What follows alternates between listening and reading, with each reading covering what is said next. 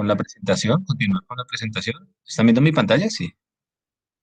Quería, Perdón. quería mostrarles algo que se me pasó la vez pasada que de pronto puede ser interesante para ustedes. Entonces, en el notebook en las carpeticas dejé algo que se llama ejemplos de almacenamiento, que es un archivito, ¿listo? Entonces, ese ejemplo de almacenamiento era una actividad que había preparado la clase pasada para representación. Vamos a ver si lo alcanzamos a hacer ahorita. Entonces, básicamente lo que quiero que observemos es cómo los datos pueden ser interpretados de manera distinta y cómo se codifican, por ejemplo, los datos correspondientes a data no estructurada, pero hacerlo desde lo más básico. ¿Listo? Entonces recordemos que cuando necesitamos representar datos, lo que tenemos es una equivalencia para los datos. Entonces, les voy a pedir que entren a esta paginita de ahí. ¿Sí? X se llama. Y eso es lo que es, se ve tan raro y estas cosas, esto lo que es un editor en binario. Entonces, vamos a hacer lo siguiente. Si quieren, háganlo conmigo. ¿Sí están viendo la pantalla? Si ustedes bajan esa carpetica, pueden entrar a X, Sí. descomprimen la carpeta y van a encontrar unos archivos. Entonces, vamos a abrir los archivos en este editor. Simplemente le decimos acá, abrir archivo, y vamos a la carpeta donde estaban los archivos. Y nuestra intención es ver cómo se almacena un archivo y cómo con máscaras diferentes podemos interpretarlo de manera diferente. Entonces, por ejemplo, este es un archivo. ¿Listo? Este es un texto. Si ustedes lo abren en el Notepad, pues van a ver que esto es un texto y él lo interpreta como un texto, ¿cierto?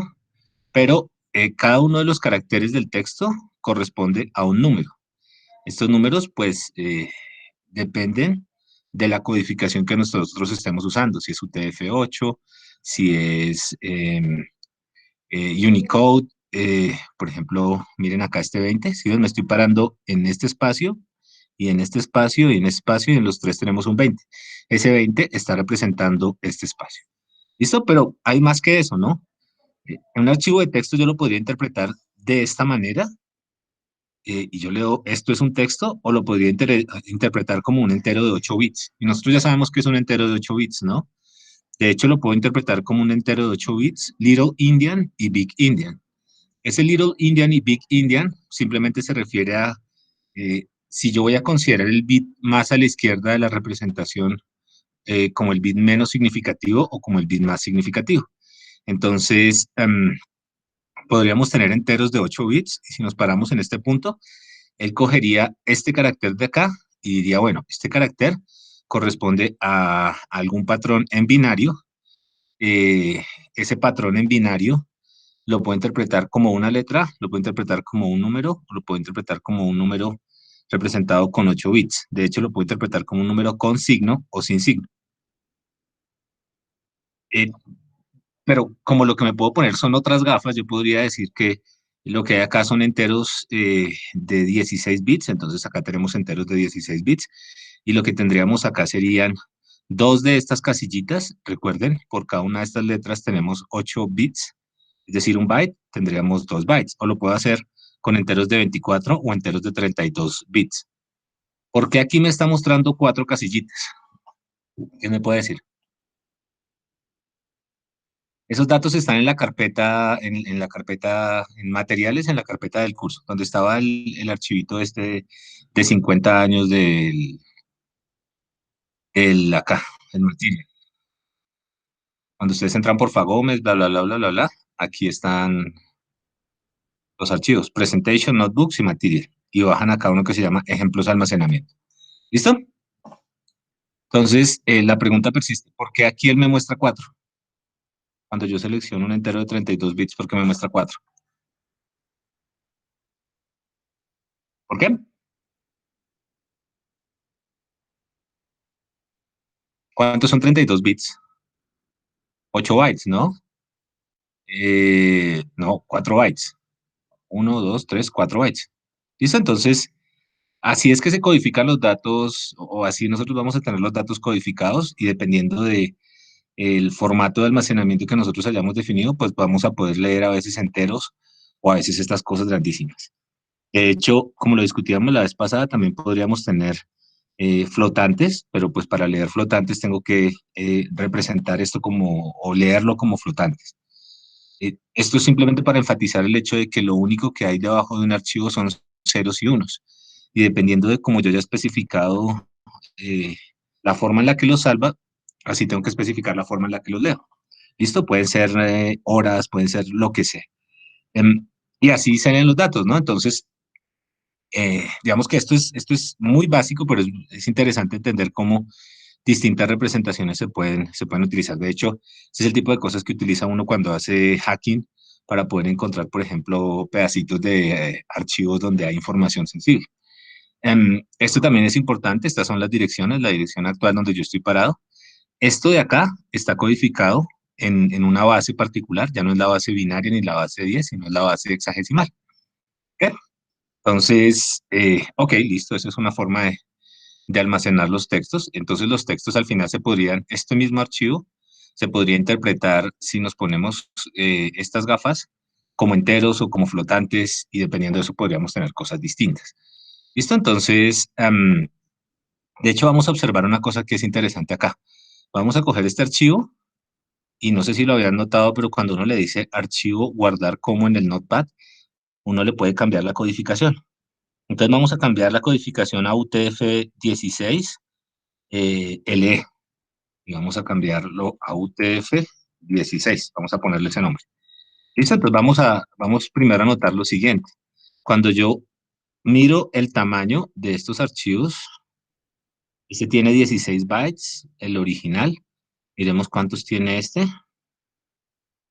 Este tiene 34 bytes, es más grande. ¿Ok? A pesar de que cuando ustedes lo abran, vamos a tener básicamente el mismo texto y uno a simple vista no lo va a distinguir, pues lo que lo va a distinguir es esto de acá, el tipo de codificación que se tiene. ¿Lo ven? Cuando ustedes lo abran, acá se van a dar cuenta que el archivo es mucho más grande, ¿cierto? Y lo que vamos a tener acá son estos punticos, que él va a intentar leer acá esto como UTF-8, a menos que yo le diga que no es UTF-8, sino que es otro tipo de dato. Y pues va a tener mucho más tamaño, ¿listo? Entonces, eso de la codificación es bien importante porque nos está diciendo realmente cómo estamos almacenando. Y así sea un texto, podríamos almacenarlo de dos formas distintas. ¿Entendido eso? Sí, Listo. Eso mismo vale para las imágenes. Entonces, por ejemplo, yo aquí hice una imagen típica. Esa imagen está en un formato llamado BMP, que es formato de bitmaps. Y vamos a ver qué tiene esa imagen. Esa imagen es una imagen que tiene 32 filas por 32 columnas. Cada uno de los píxeles correspondientes a esa imagen tiene 8 bits. ¿Ok? Entonces, en muchos casos ustedes van a tener que leer archivos de estos. Hace algunos años, Microsoft definió el formato para almacenar imágenes, un formato que se usa de manera estándar y se llama el formato bitmap. Entonces, ¿qué es el formato? Es de nuevo la forma en la que Microsoft en el 86 definió cómo íbamos a almacenar las imágenes. Digamos, es la regla con la que se almacenan las imágenes. Entonces, solo quiero que veamos lo siguiente. ¿Cómo yo sé que tengo un archivo bitmap? Porque los dos primeros bytes, es decir, los 16 primeros bits, tienen estas dos letras. Entonces, por ahora verifiquemos solo eso. Entonces, ¿cómo lo haría? Entro acá y abro este archivo que es una imagen y efectivamente, esta imagen tiene el B y el M. Todos estos datos de acá corresponden a lo que especifica el formato de almacenamiento OMP. Entonces, en algún lado le dice a uno cuál es el ancho de los píxeles, cuál es el alto de los píxeles, perdón, el número de píxeles en ancho, en alto. Em, Hay un montón de información que ellos almacenan o que se almacena para poder eh, trabajar con esas imágenes. Y finalmente este es el header, la cabecera del archivo, y después están todos los datos. Entonces, si ustedes se van acá, más adelante se van a dar cuenta que todo es 000 y estos 000 corresponden a los valores de los colores que están acá adentro. ¿Listo? Entonces, si ustedes modificaran esos valores directamente sobre el archivo, si lo abrieran, por ejemplo, en un editor de texto, intentemos hacerlo, y modificaran esos valores, y tuviesen cuidado para al hacer eso, podrían de hecho editar. Aquí, ¿los ven? Por acá hay unos valores. Si cambiamos uno de estos valores, intentemos hacerlo, pero espero que no me tire la imagen. El problema es la codificación, que lo puedo codificar de manera un poco arbitraria. Acá, esperemos a que no me haya tirado nada. Pronto sí me lo tire. Me lo tiré. ¿Por qué? Porque le cambié la codificación. Pero digamos que si uno hace este ejercicio con cuidado, uno podría cargar este dato y cambiarlo. De tal forma que los píxeles no son nada mágico, son simplemente un conjunto de números que están almacenados. Profe, Con- se puede hacer desde el mismo programa. Desde el mismo programa que usted tiene se puede hacer. ¿se puede Desde, cambiar? ¿En este? Ah, sí. Sí, sí, ahí, aquí lo puedo cambiar. cámbielos y le va a guardar como y le aparecen otros colores. Ah, listo, listo, listo. Venga, entonces lo probamos. Entonces, eso es para que ustedes vean que detrás de los datos no hay nada mágico, simplemente es un formato, una forma de almacenamiento, una forma de almacenamiento particular. Miren los colorcitos ahí, si los alcanzan a ver, gracias. De tal suerte que ahora ustedes tienen la posibilidad de trabajar con datos de imágenes, ¿no? En general uno no va a abrir datos en binario, porque ya hay librerías que los abren, y que realmente le pasan a uno solo el conjunto de datos que uno necesita manipular. Pero siempre es bueno saber que por detrás lo que hay no es nada mágico, ¿no? Ni nada extraño. Y de hecho nosotros podemos definir nuestros propios formatos de almacenamiento. ¿Listo? Entonces, ese era algo que se nos había quedado de la última clase para que jueguen un rato con eso. Y ya, eso no tiene mayor misterio. Ok, ¿es claro eso? Entonces, la última clase estábamos hablando de expresiones, habíamos quedado de pronto como en punta con eso de las expresiones, tratemos de terminarlo para que no quede así como medio raro y continuamos con lo de programación. Entonces, lecturas. es- Entonces, estábamos por acá. Ok. Entonces, habíamos hablado de algunas, vamos a Excel acá. Habíamos hablado de que todo lo que hacíamos en un computador era escribir en la memoria y que la memoria no era más que un montonón de cajitas donde metíamos ceros y unos y con lo que acabamos de discutir em, podíamos representar los datos que quisiéramos. ¿Listo? Entonces, los lenguajes de programación lo que hacen es proveer un mecanismo o proveer mecanismos para jugar con los datos que están en memoria. Entonces, uno de los mecanismos que se tiene es la definición de una variable. Ya me habíamos visto que una variable, por ejemplo, A, este es el nombre de la variable, el identificador de la variable, podía referirse a un conjunto de bits. Entonces, por ejemplo, podía referirse a 2, 4, 6, voy a ponerlo más acá. No tiene esto, 2, 4, 6 y 8 bits. ¿Listo? Entonces, am, una variable y la variable realmente es un baldecito donde nosotros podemos meter datos y cambiar los datos, ¿cierto? Entonces, eso lo habíamos visto acá. eh, Teníamos esta variable num, donde metíamos datos y con esta sintaxis de acá, con esta forma de escritura, podíamos operar sobre esos datos que estaban en la variable y de hecho podíamos reemplazar los valores de la variable y jugar con esos baldecitos donde íbamos metiendo datos. ¿Ok?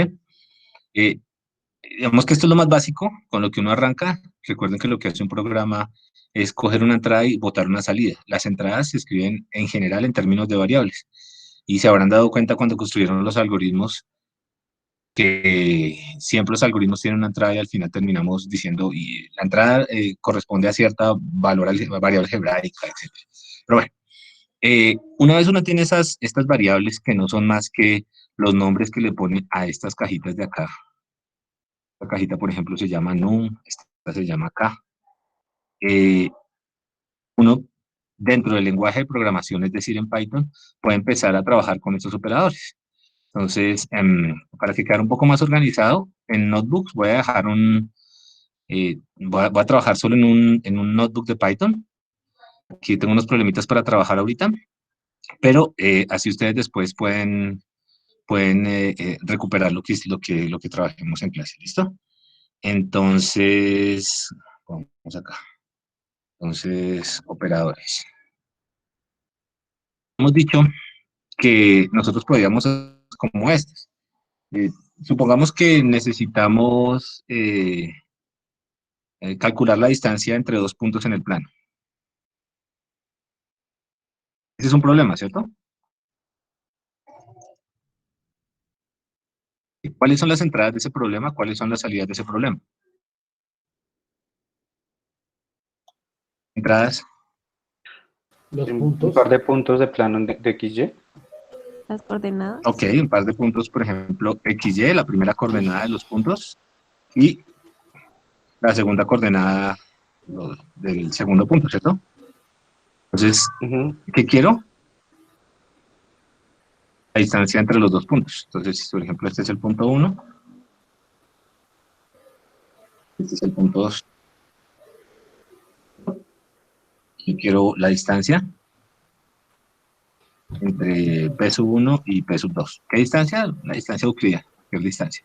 Entonces, yo me doy cuenta acá que lo que yo estoy haciendo en este algoritmo, yo quiero estas entradas y salidas. El algoritmo no es más que una serie de pasos que tienen que convertir estas entradas en esta salida, que es una distancia. Entonces, ¿yo qué puedo hacer? Pues, el algoritmo es una sola línea, ¿no? Y de hecho es una formulita que ya la habíamos trabajado en algún momento, que sería ¿qué? Que la distancia es igual a la raíz cuadrada de ¿quién? De las diferencias entre estas cosas, ¿cierto? X sub 1 menos X sub 2, esto al cuadrado,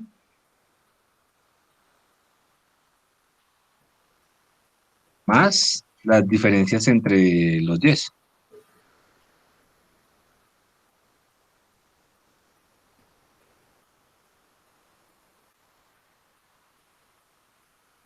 ¿Listo? Eso es todo lo que necesito para calcular la distancia. Y pues después retorno la distancia, ¿cierto? Entonces el algoritmo realmente es muy simple, es una sola línea. Pero como nosotros ya tenemos una forma de operar datos utilizando operadores de la redundancia, aquí este asterisquito me toca ponerle un doble para que se vea. Es simplemente una sintaxis del lenguaje, no se preocupen por eso, para que no se vea torcido. Oye, es que no me quedó raro. Entonces, así. Y como el lenguaje a veces utiliza estos símbolos para poder escribir, dejémoslo como estaba ahí. Entonces, es muy sencillo lo que queremos hacer. Queremos construir ese algoritmo. Entonces, el algoritmo arranca con unos datos, ¿cierto? Entonces, esos datos yo los puedo meter en una variable. En realidad necesito 4 datos. X1, por ejemplo, es la coordenada 1. Y S1 es la coordenada 1, 1. Y X sub 2 es la coordenada 5, 5. Calcular la distancia consiste en calcular esta raíz cuadrada. ¿Listo? Entonces, esta raíz cuadrada la podemos calcular de dos formas, porque nosotros ya habíamos visto cómo podíamos operar. Entonces, la podemos calcular, bueno, tenemos que calcular unas restas por ahí, ya sabemos cómo hacerlo con la resta, y tenemos que calcular unos productos. Entonces, simplemente lo que hacemos es x sub 1 menos y sub 1. De hecho, podemos transcribir exactamente esta misma fórmula, ¿no? Para no volverla a escribir. ¿Listo? Entonces, tener cuidado con los paréntesis. Tenemos esta fórmula, esta es la distancia al cuadrado, y podríamos elevarlo a la 1/2. a la 1/2, ¿cierto? La 0.5. Y recuerden lo que hicimos la vez pasada para ver los resultados. Podemos decirle imprimir D. Y ¿qué pasa acá? Ok, listo. Esa podría ser la distancia, verificémoslo acá. ¿Cuál es la distancia entre 0, 0 y 5, 0? Nos da 5, ¿cierto? Que tiene sentido. Ok, este es un algoritmo muy sencillo, es una sola línea. Aquí están las entradas a nuestro algoritmo, aquí está la salida a nuestro algoritmo. Realmente el algoritmo consiste en escribir una expresión, que como la ven es una expresión algebraica. pero el lenguaje abstrae un montón, ¿no? Y nos permite hacer este conjunto de operaciones. Entonces, es sencillo, pero todos esos algoritmos que podamos construir utilizando este conjunto de operaciones, pues ya son operadores o algoritmos que nos van a servir. Otro problemita más ahí para pasar a otro tema y me ayudan ustedes. Entonces, este es un primer problemita. A la hora militar, calcule la hora de 0 a 12. ¿Cómo se llama esa hora? No tenemos el nombre. Pero si me entienden, si yo les digo las 14, ustedes me tienen que decir las 2. Si les digo las 2, ustedes tienen que decirme las 2. Si ustedes dicen si yo les digo las 15, ustedes tienen que decirme las, ¿qué? Las 3. Las 3. ¿Listo? Entonces, calcule la hora entre 1 y 12 a partir de la hora militar, ¿cierto? Entonces, ¿cuáles son las entradas de ese algoritmo? Díganme, ¿cuáles son las salidas? Yo simplemente voy a describir lo que ustedes me digan. Si no dicen nada, no hay algoritmo. Entradas. Profe, pregunta, ¿ahí Dígame. tenemos en cuenta los minutos? No, solo la hora. Ah, solo la hora. Entonces, números de 1 a 24, ¿no? De 0 a 24. Listo, entonces, De 0 a 23, 0 a 23. Listo, entonces números de 0 a 23. Un número, ¿cierto? Un número, ¿número qué? ¿Cómo lo llamamos? N, que está entre 0 y 23. Un número N en general. Y vamos a asumir que siempre está entre 0 y 23.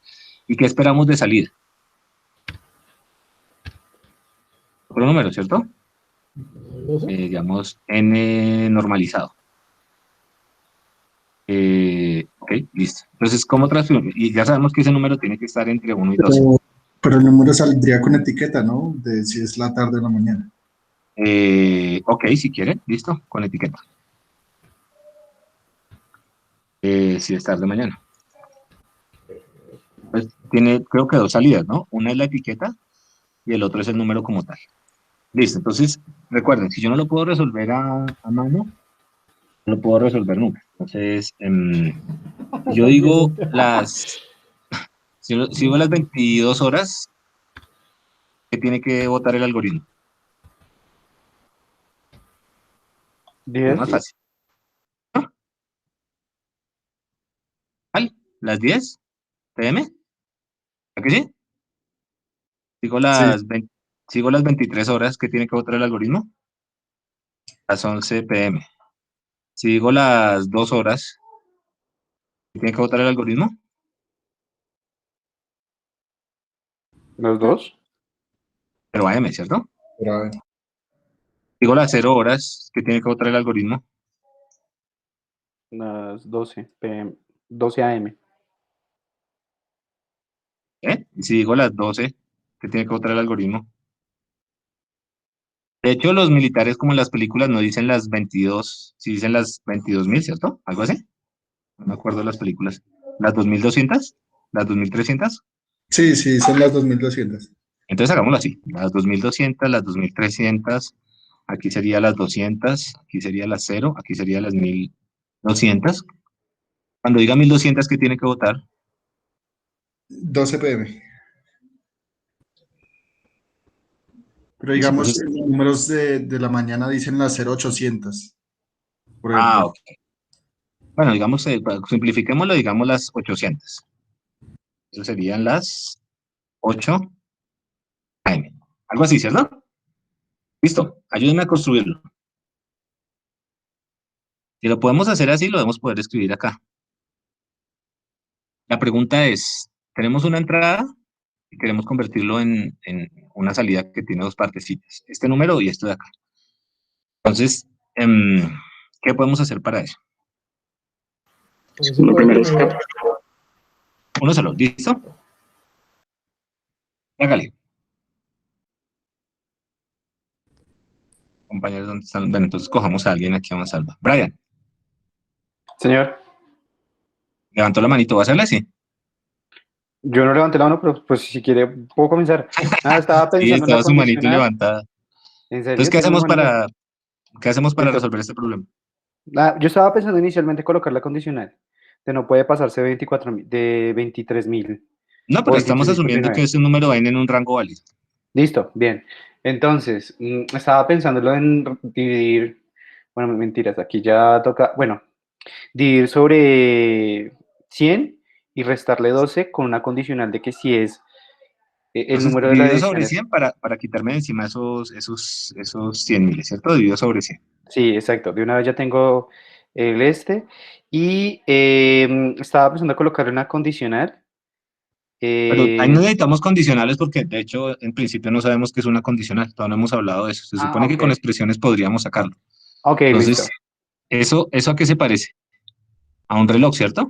De hecho, sí, eso es un reloj. ¿Y cómo calculamos los restos en el reloj? ¿Cómo calculamos cuando se pasa de las 12? módulo. Con el módulo, ¿cierto? Entonces, el Ujú. módulo me debe servir para algo. ¿Módulo qué? Pare usted ahí, no me diga. Módulo, Lucas, Lucas Benjamín. Sí, ¿Módulo qué? módulo 12. Módulo 12, listo. Ay, ¿qué se hizo? Aquí está. Módulo 12. Ok, listo. Entonces, pues por ahora lo podemos probar así y a ver qué vota, porque no hace ningún daño probarlo, ¿no? Entonces yo tengo un número de entrada, por ejemplo, 23.000. Entonces, me dijeron ustedes que la salida sería igual a el número, lo divido entre 100 y le calculo un módulo 12. Entonces imprimamos Profe, por pero se ahora le la quedó salida. un cero de más. 23.000, listo, gracias. Son 2.000, eso, 2.300. Listo, entonces dice las 11. Ok, las 11. Listo, bien. Gracias, Lucas. Natalie, ¿vas por ahí? Sí, señor, ¿me escucha bien? Sí, ahí te escucho súper bien. Listo, entonces ya más o menos tenemos algo, por lo menos. Si yo digo, no sé, las 200, me dan las 2, ¿sí está bien? Si digo las 0, me da las 0, creo que medio funciona. Pero falta otro pedazo de la salida, ¿cierto? ¿Qué nos falta? Si es El por la AM tarde o si es por la PM. mañana. Listo, entonces, ¿cómo podríamos determinar si es por la tarde o es por la mañana? Ahí se metería un condicional, ¿no, profe? Podría ser, pero Por pues, condicional. podemos simplificar por ahora, pero digamos, antes del condicional necesitamos es algo que nos permita determinar si es por la tarde o es por la mañana. Pues Con si la tenemos división hasta entera. ahí, Ahí es cuando tenemos que ponernos creativos, pero espere porque estaba hablando Natalie. ¿Qué se te ocurre para poder saber si sobra o no sobra algo? Bueno, no sé. ¿Cómo sabemos? No, pues yo, no, pues es que creo que me quedé como en el if, pero pues sí, dice que Aquí sin no hay if, aquí no condicional. necesitamos if, o de pronto sí lo Ah, necesitamos, pero pues estamos pensando. Eh, digamos, esta es la primera cuenta y ya nos da como la hora, pero ¿qué necesitamos saber? Necesitamos saber si este número n, después de que lo hacemos, después de que lo dividimos entre 100, veamos una cosa, a ver si les ayudo, si te ayudo, Nati. Si yo te digo 22, ¿es tarde o mañana? PM. ¿Tarde o mañana? Tarde. Si te Tarde, digo 11, ¿es tarde o mañana? Mañana, mañana. ¿cierto? ¿Por Ajá. qué el 22 es tarde y por qué el 11 es mañana? Porque uno está antes de las 12 y otro está después. Listo, entonces, si partes el día completo en pedacitos de 12 horas, ¿cuántos pedacitos pasaron hasta las 22? Pasó mediodía, ¿cierto? O sea, un 12. pedacito de 12. Sí, ¿Sí ok. o no? 12 horas. Ujú. ¿Y a las 11 de la mañana ya pasó mediodía? No, no pasada. No ha pasado, ¿cierto? ¿Cómo sabemos cuánto ha pasado? Pues dividimos las horas que tengamos en el número de medios días que tengamos. Entonces, esto lo habíamos aprendido a hacer, ¿cierto? Lo podemos dividir, división entera, entre 12. Entonces, venga a ver si nos sirve. Si hacemos n sobre 100, división entera, 12, pues nos debe dar algo así como, Uno o probemos, dos. dime, Uno o dos. 1 o 2, miremos a ver qué sale con la T.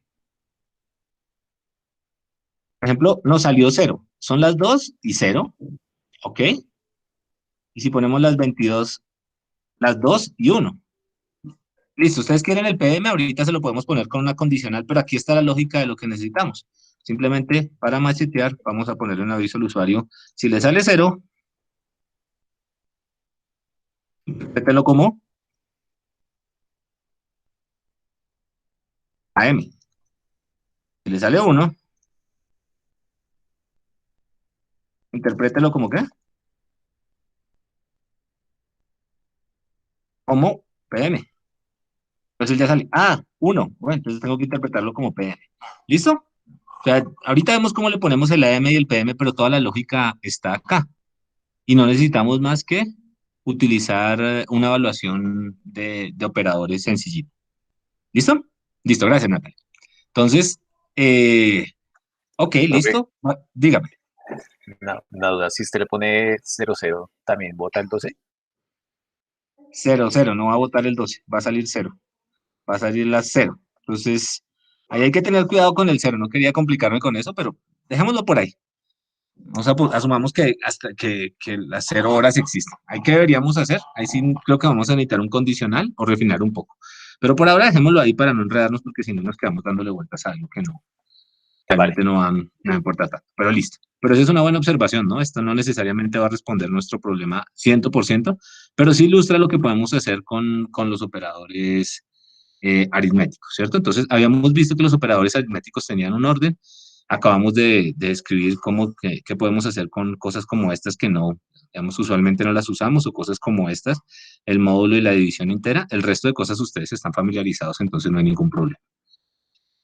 Listo, entonces habíamos hablado de las expresiones. Lo que teníamos acá en este punto anterior era una expresión. Esta expresión yo la escribí con mucho cuidado. De hecho, lo que dice acá fue decir, mire, cuando utilizo estos paréntesis, estoy forzando que la suma se haga primero, después se multiplique, después perdón, las restas se hagan primero, y después esta multiplicación, estas restas, después esta multiplicación, y al final se hace el exponente, el de la raíz. Los paréntesis son bien importantes. ¿Por qué? Porque podría pasar que si yo no le hago esto,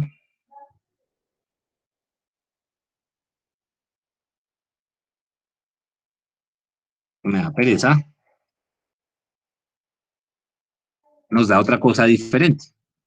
¿Listo? ¿Por qué nos da otra cosa diferente? ¿Quién me puede decir? Lo único que hice fue quitar los paréntesis, pero ¿por qué nos da otra cosa diferente?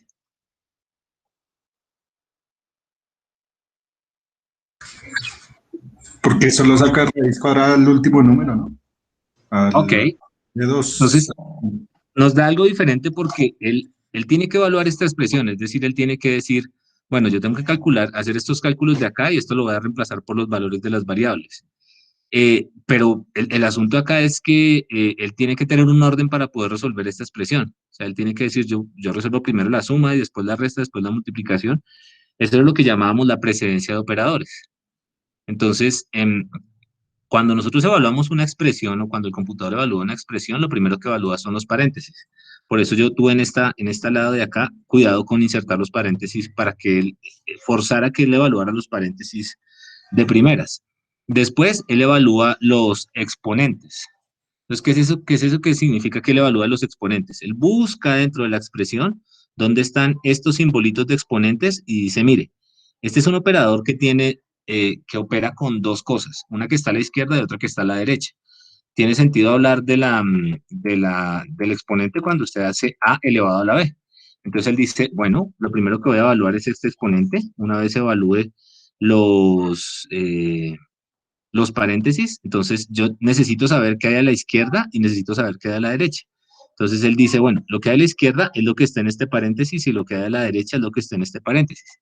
Y eso sería precisamente el valor de A y B. Él dice, bueno, yo necesito saber qué hay acá, ¿por qué tengo que reemplazar este paréntesis? Entonces para eso él tiene que entrar a ver cuál operación opera primero acá. Entonces, miremos acá. Nuestro PENDAS nos dice que después de los exponentes va la multiplicación. Entonces él busca donde haya multiplicaciones y dice, esto es una multiplicación. La multiplicación opera con dos operadores, con dos numeritos al lado y lado, entonces él tiene que saber qué hay en los numeritos. Entonces, él va y resuelve esta multiplicación y va y resuelve esta multiplicación. ¿Listo? Entonces, como tiene que saber qué hay en los numeritos, él dice, bueno, ¿esto qué es? Ah, esto tiene una resta. Entonces va y mira acá y dice, ah, la resta es lo último que yo tengo que operar. Si hubiera antes una suma o una división, él los operaría primero. ¿Listo? Entonces, de esa manera, él resuelve esta expresión. Entonces, eso ya ustedes lo tienen grabado, pero uno usualmente lo hace, pero a veces se pierde. Y por eso la construcción de los paréntesis es importante. ¿Listo? De hecho, si ustedes construyen y ponen los paréntesis, no van a tener ningún problema. ¿Ok? Entonces aquí está el orden de los operadores. Entonces, es distinto el orden, es distinto el sentido de la expresión si uno cambiara el orden de los operadores. Y aquí el lío fue que él dijo, voy a evaluar esto de acá, y lo que encontró primero fue este lado de acá y este lado de acá, y por eso les dan las cuentas diferentes. Simplemente tener cuidado con eso, que es la presencia de los operadores. ¿Listo? Entonces, resulta que nosotros hemos, hasta el momento, trabajado con 3 tipos de datos. ¿Es claro esto que estamos hablando? ¿Si hay preguntas ahí? Entonces, nosotros hemos trabajado por lo menos con 3 tipos de datos. Eso es lo que hemos hablado hasta ahora. De los flotantes, de los enteros y de los caracteres. ¿Listo? Entonces, esos 3 tipos de datos son 3 tipos de datos básicos en el lenguaje Python. Entonces, digamos que ya están implementados abajo y uno puede operar con esos datos. ¿Listo? Entonces, no lo habíamos dicho, pero los datos sirven para, los tipos de datos sirven para cosas distintas, ¿cierto? Entonces, por ejemplo, en el caso del problema de las horas que estábamos resolviendo acá, que por cierto, en el caso del problema de las horas, todo lo que estamos haciendo es manipulando enteros, ¿cierto? Porque a nosotros nos interesa saber la hora en enteros, nos interesa saber si era M o PM en enteros, y estos operadores dan enteros. Pero aquí hay algo que es curioso, ¿no? Miren que esto no dio entero, sino que dio con un puntico. ¿Bien? ¿Por qué dio con un punto? Porque estaba manejando una variable float. ¿Dónde estaba la variable float? No la veo. No, automático, creo que Python reconoce automáticamente, o no, no sé si. Entonces, hay que tener, Por la división. exactamente, hay que tener cuidado con los operadores. ¿Por qué? Porque los operadores pueden cambiar entre esos tipos de datos. Entonces, de nuevo, para ponerle orden, hay por lo menos 3 tipos de datos, los enteros. Vamos a poner algo acá, tipos de datos. Hacer un par de ejemplitos con tipos de datos para que... Entonces, por ejemplo, si yo le digo A igual a 1, digo print A, pues esto es un entero. Yo estoy definiendo una cajita que se va a llamar A, y ahí estoy metiendo un 1, y si ven que aquí dice int, un entero llamado 1, ¿listo? ¿Él cómo sabe que eso es un entero? Porque es un número, es una expresión numérica, eso se llama un literal numérico, y no tiene puntos por ningún lado. Entonces, cuando él ve un literal numérico, él dice, el lenguaje automáticamente reconoce que eso es un entero. Esto, de hecho, no sería un entero válido, ¿ok? Pero esto sí es un entero válido. Entonces, de nuevo, este es un tipo de dato entero. ¿Para qué nos sirve? Para almacenar enteros. El entero es ese que estábamos almacenando con nuestra representación en binario, sencillito. En Python, nosotros también podríamos almacenar subconjuntos de los reales, numeritos con puntos decimales. Entonces, por ejemplo, este es un numerito con un punto decimal. ¿Cómo él distingue que esto es un numerito con un punto decimal? O que es un numerito flotante, o es un real. Él sabe que esto es un entero y esto es un real. ¿Por qué sabe él que eso es un entero y eso es un real? ¿Por el punto? Por el punto, ¿cierto? Entonces, si yo no meto el punto, quiere decir que estoy hablando de un número que es entero. Si yo meto el punto, este es un número flotante. De hecho, yo podría hacer algo como esto. 3 y 3 puntos. Y estos dos números formalmente son diferentes.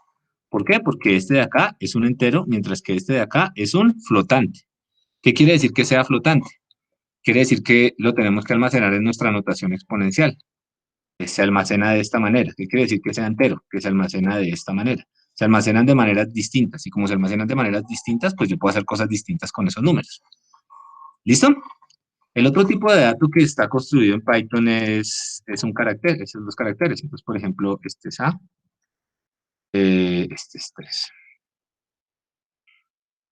¿Listo? Entonces, estas tres cosas parecerían lo mismo, pero ya sabemos que esto sirve para manipular enteros, esto sirve para manipular flotantes. Ya quedó una variable que en su representación está por debajo en esta notación de acá. Y esta variable de acá, de hecho, también es distinta. ¿Por qué? Porque ya no es un número, sino es un símbolo. Entonces, lo que estamos almacenando en ese espacio de memoria es la secuencia de ceros y unos que están en mi tabla ASCII, básicamente. ¿Listo? Entonces, estas tres cosas son diferentes. ¿Listo? Pero cuando nosotros estamos manipulando estas cosas de acá, entonces, a veces vamos a... Cuando las estamos manipulando con expresiones, por ejemplo, tenemos que tener cuidado porque a veces vamos a generar unos nuevos datos que pueden ser de un tipo distinto. Atentos. Si yo sumo, por ejemplo, A más A, ¿cuánto da? Nadie, ¿cuánto da esto? ¿Nadie está por ahí? ¿Nadie la una? ¿Nadie las dos? No está nadie hoy. Entonces, Andrés Aguilar, ¿cuánto da y qué tipo de dato es?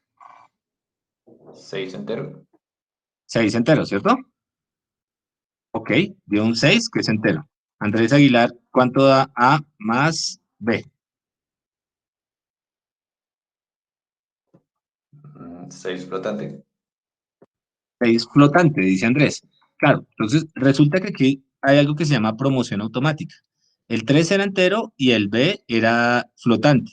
Entonces, si yo sumo un flotante que tiene el puntico decimal con este entero, y lo almaceno como entero, pues posiblemente voy a perder datos. Por ejemplo, si yo hiciera esto de acá y yo cogiera la parte entera, pues perdería este punto 5 de acá y no tiene mucho sentido.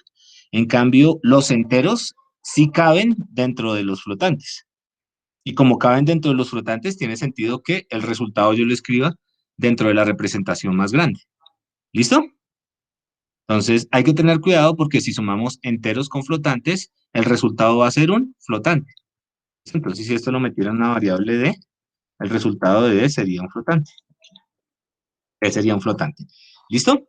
Pero pues no vamos a tener líos si sumamos entre enteros. Obviamente, si sumamos dos flotantes, pues nos va a dar un ¿qué? ¿Un qué? Andrés, Flotante. un flotante, ¿listo? Am, pero hay algo curioso acá. ¿Qué pasa si nosotros queremos un flotante, pero yo sé que un flotante también se podría representar con su parte entera? ¿Cierto? Porque realmente cuando tengo la representación en notación esta exponencial, aquí hay un pedazo que debería ser entero. Entonces, conceptualmente lo que hay es un tipo de dato que es el entero, al que le cabe menos que al flotante, pero yo a veces voy a querer pasar del flotante al entero.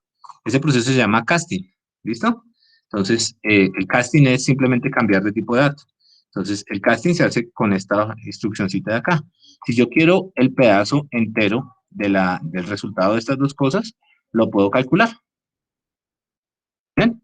Entonces, el resultado de esas dos cosas era un flotante, pero le hice un casting para bajarlo a un tipo de dato más bajito. Aquí dice que hace esa función int. Convierte un número a un entero. ¿Listo? Ok, ok.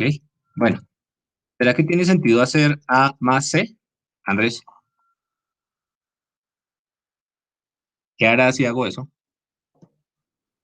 Eh, Recuerden que C salir es... un error. A O ver, concatenarlos tal vez. hice un error. ¿Por qué? Porque él no le Es encuentra un sentido string. a tratar de sumar un entero con un stringcito, con unos caracteres. ¿Ok? Entonces, dependiendo de lo que yo quiera hacer, entonces, por ejemplo, yo puedo decir, conviértame esto a un entero, me da un entero, o tal vez lo que quería hacer era que esto se volviera un string. Yo puedo utilizar la función string. Y nos da una cosa completamente distinta. ¿Qué está haciendo este más acá? Lo que dijo Andrés. Concatenar. Entonces, aquí había una cadena de caracteres que era 3 y aquí había otra cadena de caracteres que era 3. simplemente dijo un carácter, un símbolo, vamos a ponerlo detrás de otro símbolo. Y aquí le podríamos poner otros símbolos más. Entonces, todo esto son una cadena de símbolos. El símbolo del 3, el símbolo del 3, el espacio y todos estos símbolos de acá. ¿Listo? Es curioso porque en el lenguaje Python, este más nos puede servir para sumar enteros, sumar flotantes o para concatenar o pegar cadenas de caracteres. Entonces, eso se llama sobrecarga de operadores. Es decir, yo puedo usar el mismo operador para que en objetos o en datos de tipo distinto se comporte diferente. ¿Listo? Y esto de acá se llama la promoción. Hay promoción automática. Por ejemplo, cuando hacíamos A más B, eso se llama promoción automática, lo sube al tipo de dato más grande. O hay promoción forzada o casting, donde yo lo bajo al tipo de dato más pequeño. ¿Qué pasaría si, por ejemplo, quisiera pasar el resultado de A más A flotante? ¿Cómo lo hago, Andrés? Con un casting. ¿Y qué le pongo acá? Float. Float. Sí. ¿Listo? Una, dos, creo que es este de acá. Le ponemos una bien. Entonces, con eso yo ya puedo jugar cambiando entre tipos de datos. ¿Listo? Y eso es útil en algunos contextos, pero pues digamos, hay que tener cuidado. Y eso es lo que llamamos acá coerción. Hay una coerción implícita o automática cuando se sube, o conversión de tipo o casting, que es cuando se baja. ¿Listo? Ok. Entonces, ya tenemos herramientas para manipular los datos, ya podemos cambiar entre los tipos de datos y ya sabemos cómo operar entre variables con una aritmética sencilla pero supremamente poderosa. ¿Listo? Entonces, cuando uno empieza a programar, son tres las cosas que tiene que saber. Que una cosa se ejecuta después de la otra, esa es la primera cosa. La segunda cosa es que dependiendo de una condición yo puedo tomar uno u otro camino. Y la tercera cosa es que yo cuando programo puedo repetir un proceso. Entonces, que una cosa se haga después de la otra es sencillo. Yo primero hago esto, después esto, después esto, después esto. Y siempre en el orden que yo lo ponga acá, él lo va a ejecutar. Eso se llama la secuencia. Entonces, es básicamente implícita dentro de todo lo que hacemos. Pero la segunda es un poquitín distinta. Entonces, pensemos en algo que, de un segundo, prendo la luz. Pensemos, mientras tanto, en el problema de llegar desde sus casas a la universidad. Formulen un algoritmo para eso.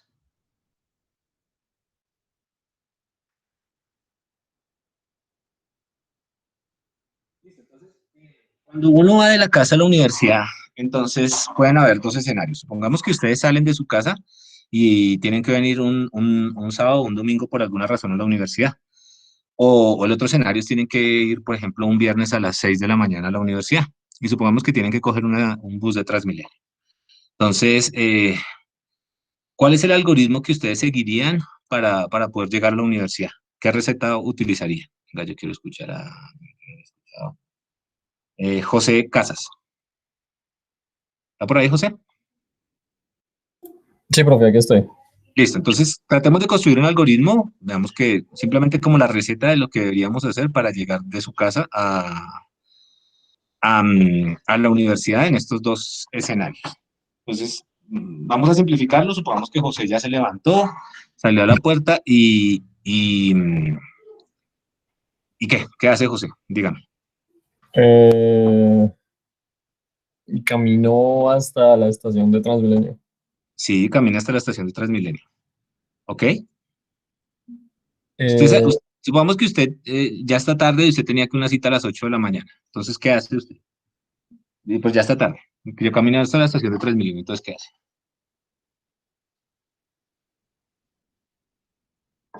en- Pago el pasaje, entro.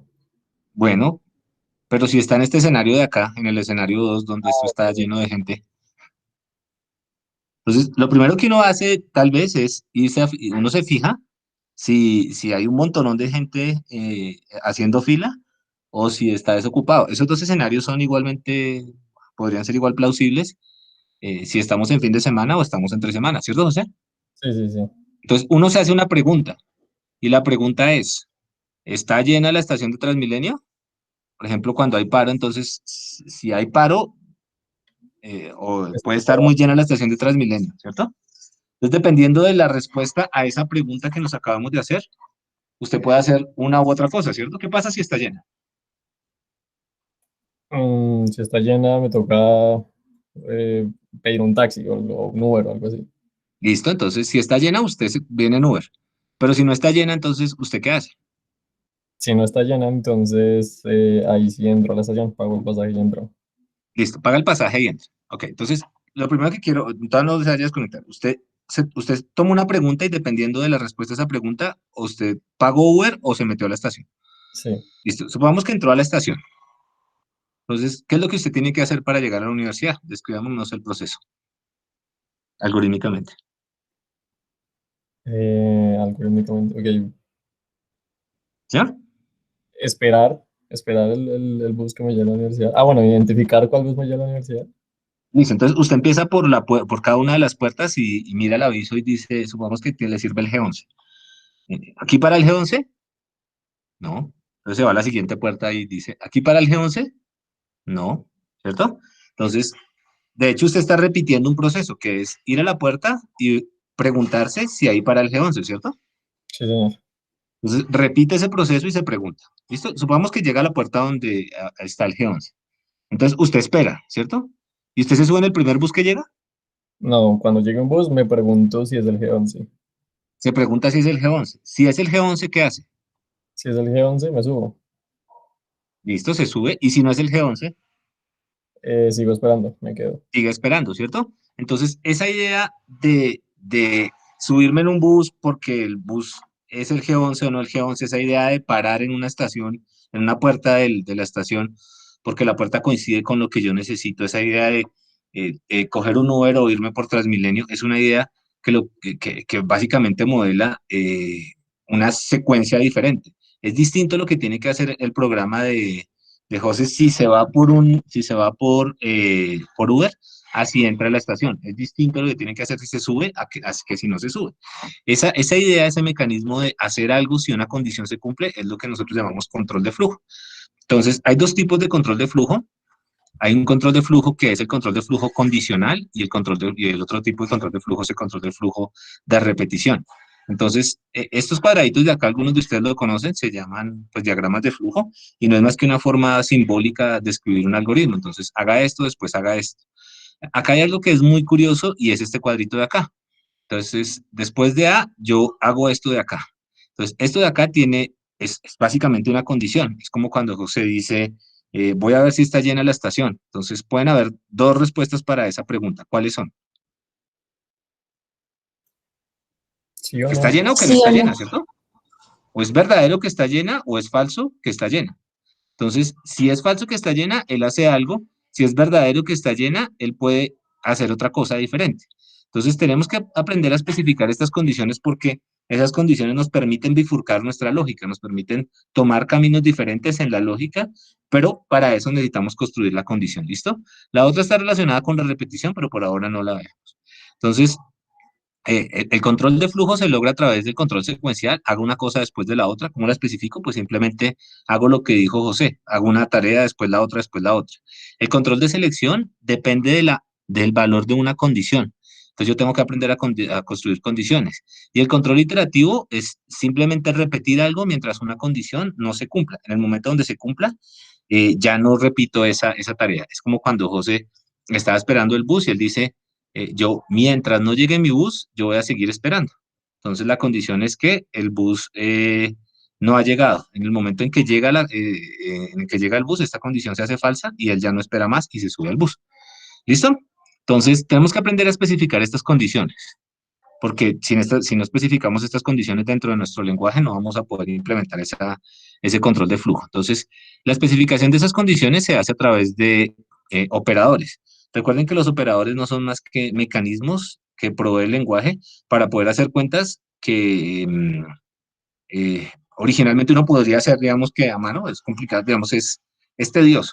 Pero estos operadores son operadores que, en este caso específico, podemos utilizar para comparar cantidades. Recuerden que en las variables tenemos cantidades, entonces tiene sentido comparar esas cantidades. Entonces, ¿qué tipo de comparaciones podemos hacer? Por ejemplo, podemos preguntarnos si dos cantidades son iguales. Podemos preguntarnos si dos cantidades no son iguales. podemos preguntarnos si una cantidad es menor que otra, una cantidad es mayor que otra, menor igual o mayor igual. Esos operadores retornan, como en el caso de los aritméticos retornaban números, ¿cierto? O cantidades. Estos van a retornar un nuevo valor que nos va a interesar a nosotros, que es un valor booleano, es decir, un verdadero o un falso. Piensen esto como una proposición. Entonces la proposición puede tener un valor de verdad, ¿cierto? O es verdadero o es falso. ¿Es verdadero que 10 es igual a 10? Sí, es verdadero. ¿Es verdadero que 10 es diferente de 10? No, eso no es verdadero. Si es verdadero es porque es falso. ¿Es verdadero que 10 es menor que 20? Sí, es verdadero. ¿Es verdadero que Alan es mayor que Brenda? Aquí hay que tener cuidado porque aquí lo que nos está ilustrando es que igual podemos comparar, ¿qué cosa? Símbolos, ¿cierto? Entonces, para comparar símbolos, nosotros utilizamos algo que se llama el orden lexicográfico, que es el orden que tenemos en los diccionarios o en los directorios telefónicos antiguos. Entonces, si yo busco el nombre de Alan y busco el nombre de Brenda, ¿cuál aparecería primero en el diccionario o en el directorio telefónico? Alan, Alan, ¿cierto? Entonces, Alan está primero que Brenda. Entonces, como está primero que Brenda, es menor que Brenda, entre comillas, entonces por eso esta proposición es falsa. ¿Listo? Y también podemos comparar con el mayor igual o el menor igual, igual que lo que nosotros tenemos cuando hacemos intervalos. ¿Listo? Entonces, esos operadores, insisto que esos operadores relacionales, esos operadores de comparación, nos permiten, pues, básicamente comparar. Entonces, vamos acá.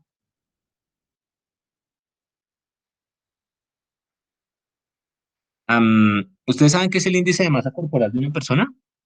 ¿Sí saben qué es eso? Esa es una formulita que planteó un matemático como contemporáneo a Fourier, se llama Quetelet. ¿Les ha contado algo de él? Adolfo Quetelet. Y es el Body Mass Index. Listo. El Body Mass Index se calcula como qué. Miremos acá. La masa sobre la estatura al cuadrado. ¿Listo? Entonces, vamos a hacer algo un programa que nos ayude a determinar el índice de masa corporal de una persona. Entonces, el índice de masa corporal no es más que un número que uno calcula con la masa y la estatura de la persona. Y uno tiene unas tablas, ¿listo? Que le permiten decir, de acuerdo a ese índice, si usted está bajo de peso o si usted está en sobrepeso o está en alguna de estas categorías. ¿Entendido? Entonces, lo primero que vamos a hacer es un programita que nos permita, que nos diga si usted, alguno de ustedes, está muy bajo de peso. ¿Listo? Entonces, ¿entendido el programa? ¿Cuáles son las entradas de ese programa? ¿Cuáles son las salidas de ese programa? Peso y altura. ¿Listo? Entonces, el peso y la altura. ¿Y cuáles son las salidas? El número y un string, ¿no? Un número y un string, digamos, pero es una proposición. Por ejemplo, ¿cuál es su nombre? Señor, ¿Cuál es su nombre? Juan Leal. Juan. Listo, Juan. Entonces, lo que vamos a entender como salida va a ser verdadero si Juan está, en un peso, vámonos con sobrepeso, si Juan está en sobrepeso.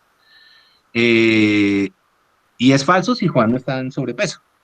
Entonces, por ahora ese va a ser el programa. Entonces, verdadero ¿Es un booleano? si Juan está en sobrepeso. Por ahora, ¿no? Ok. Falso en otro caso. Listo, entonces, Juan, ayúdame a construir este programa, o alguien, no, Juan ya me ayudó un poquito, entonces, como estamos escuchando voces acá. Juan Peralta, Sí, profe. listo, ayúdame a construir este programa. A ver, ¿qué Ok. necesito yo hacer? Necesito, a ver, por ejemplo, voy a poner aquí unos números raros, pero los voy a poner. Supongamos, recuerden que si no lo puedo hacer a mano, no lo puedo hacer. Entonces, supongamos que Juan mide, esto está en metros, supongamos que Juan mide 1,50 y pesa 120 kilos. Listo. Entonces, ¿usted qué diría de Juan? ¿Está en sobrepeso o no? De acuerdo al índice de que tiene. Entonces, habría que hacer la división. Listo, entonces habría que hacer esta cuenta, ¿cierto? Entonces, hagámosla. De hecho, Ajá. pues la podemos hacer acá, ¿no? Simplemente podemos hacer aquí, tenemos un computador, no necesitamos Excel. Ya sabemos hacer cuentas acá, ¿no? 1.5 dividido entre, ¿qué cosa? No, la masa dividida entre la 120 al estatura al cuadrado. cuadrado. Pues, no, es la Ah, masa al dividida entre revés. la estatura al cuadrado. Entonces la masa es en kilogramos. 120 dividido entre ¿qué? Dígame. Entre 1.5 5 al al cuadrado. cuadrado. Dice, entonces, este es el índice de masa corporal de Juan. El índice hipotético de masa corporal de Juan. ¿Listo? Entonces la pregunta es, Sí, ¿Juan claro, está en está sobrepeso? repasado. ¿Sí? Bastante. ¿Cómo sabe usted que está Bastante. repasado? Que tiene que ser, es más de 25. Si es Es más de 40. más de 40 ya está en obesidad mórbida. Entonces vamos a preguntarnos, hagámoslo entonces aún más preciso. Determina el índice de masa corporal. Si Juan está en sobrepeso. Bueno, sobrepeso es, según este índice de acá, es algo distinto a obesidad mórbida. Entonces, ¿qué significa que esté en sobrepeso? Que está entre 25 y 30. Listo. Entonces, ¿cómo quedaría el algoritmo? Yo tengo que calcular el índice de masa corporal, ¿cierto? Que usted ya me dijo cómo calcular. ¿Cómo lo calculo? ¿Cómo? Está con el micrófono apagado. Ah, no, ahí está. No lo escucho, Juan. Sí, claro. Primero, recuerde, primer paso, calculo el índice de masa corporal. Listo, como sea. Segundo paso, comparo el índice de masa corporal. Y ahora sí, con los rangos que diga esta tablita, ¿cierto? Ese sería como el segundo paso, ¿cierto? Los rangos de la tabla. Entonces, ¿cuál es el índice de masa corporal? Hemos dicho que era el peso sobre qué. ¿Sobre qué? Entonces, peso, Juan. ¿Sí? No, se va Juan. Bueno, entonces Juan, reemplazo para Juan. Busquemos a Erika. No, Evelyn Romero. Erika no, Erika ahorita. Evelyn. Ah, bueno. Vale, Listo, Evelyn, ayúdame. Entonces, ¿cómo calcular el índice de masa corporal? era peso sobre estatura al cuadrado, si no estoy mal. Sobre la altura al cuadrado, ¿cierto? Así escribo al cuadrado. Listo, entonces ya tengo cómo calcular el índice de masa corporal de Juan. De hecho, que ya lo había hecho. Pero ahora, ¿cómo resuelvo este problema de comparar el índice con los rangos de la tabla? Por ejemplo, en este caso, ¿cuánto dio el índice de masa corporal? 53, ¿cierto? Sí. ¿Tú dirías que está en sobrepeso? Espere, es Evelyn la que está ahí. Espere. Juan. Que Juan se le va al... Evelyn, dime, ¿está en sobrepeso o no? De acuerdo a esta tabla. Sí, claro, de hecho, más de obesidad. ¿Ustedes qué dicen? ¿Que está en sobrepeso o no? No, señor. De hecho, sí, ya sería obesidad. Entonces no está en sobrepeso. ¿Cierto? Entonces, ¿cómo hacemos para que no esté en sobrepeso? ¿Qué hacemos con esos números? Entonces, te voy a ayudar aquí. Mientras tanto, tú me dijiste que el índice de masa corporal se calcula como el peso. Ve pensando mientras tanto sobre la altura por la altura. ¿Cierto? Y el peso le habíamos puesto, ¿cuánto era? Estaba pesadito, 120. Y la altura era unos 50. Arriba. Listo. Ya calculamos el índice de masa corporal. Ahora dime, intuitivamente, o sea, lo que nosotros sabemos a ojo es que cuando lo comparamos con estos rangos de acá, él no está en sobrepeso. De hecho, no está en sobrepeso. A mí me preguntaron si está en sobrepeso, yo respondo si está en sobrepeso o no. Pero ¿cómo digo no está en sobrepeso? ¿Cómo digo falso? Sería, de cierta manera, como plantear un condicional, diciéndole si está entre 25 y 30, está en sobrepeso, de lo contrario, no lo está. Si está entre 25 y 30 están sobrepesos, de lo contrario no lo está. Pero a ver, pensamos. Pero necesitamos como comparar, a ver, explícamelo despacio. ¿Cuánto le dio él? ¿Cuánto dio el índice de masa corporal? 53, ¿cierto? 53. Ujú. Entonces, ¿yo qué tengo que hacer? Yo tengo que coger el índice de masa corporal y ver si es mayor que qué, Mayor que 25 y ¿cierto? menor que 30. Ujú. Y menor que 30, las dos cosas, ¿cierto? Sí, Ah, ok. ¿Listo? Entonces creo que todavía nos falta una cosita adicional, ¿no? Porque nosotros sabemos cómo comparar. Por ejemplo, nosotros podríamos decir que Juan está más allá de sobrepeso. ¿Por qué? Podríamos comparar el índice de masa corporal con 25. Esto nos daría un true. Entonces, este programa tal como está, siguiendo tu recomendación, me está diciendo que está más allá de sobrepeso, ¿cierto? Está en sí, sobrepeso o más. exacto, Pero eso sí. no es lo que nos están preguntando. Ujú. De hecho, en este momento todavía no tenemos, pero ya casi, ¿no? Todavía no tenemos la forma en la que podamos responder ese problema. Bueno, no es tan obvio cómo lo podemos responder ahí. ¿Listo?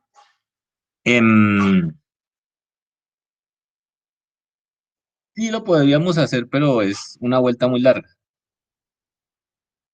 Dejémoslo así para que no se me enrede. ¿Listo? Entonces, ok, pero vamos bien. Entonces, todavía no estamos resolviendo este problema de acá, pero ya casi.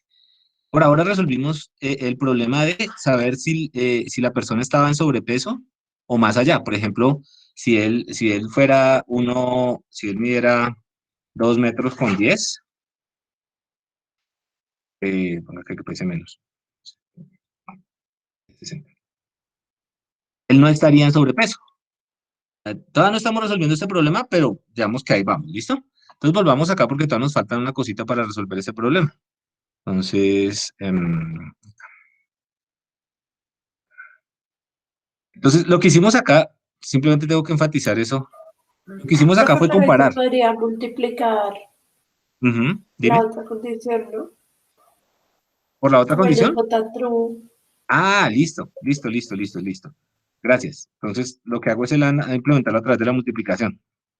Em, Así, ¿cierto?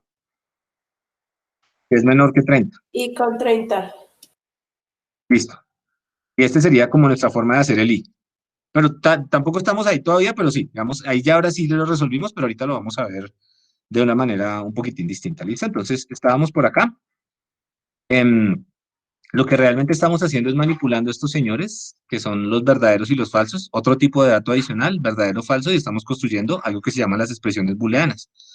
Entonces, esta es una forma de construir expresiones booleanas. Aquí, esta es una expresión booleana que puede ser verdadero o falso, dependiendo del valor de la comparación, de lo que resulta esta comparación, ¿cierto?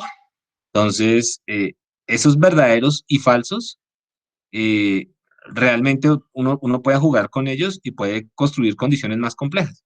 Entonces, este es el pedacito que nos faltaba. ¿Listo? Entonces, esto es simplemente lógica de la que uno conoce proposicional sencilla, y es, ¿qué pasa si yo tengo un valor de verdad de 0? Si yo digo, ¿qué horas son? Las 6 de la tarde. Es de madrugada. ¿Esa proposición es falsa o verdadera? En este momento en Bogotá es de madrugada. ¿Eso es falso o verdadero? Dígame. Es falso, ¿cierto? Sí.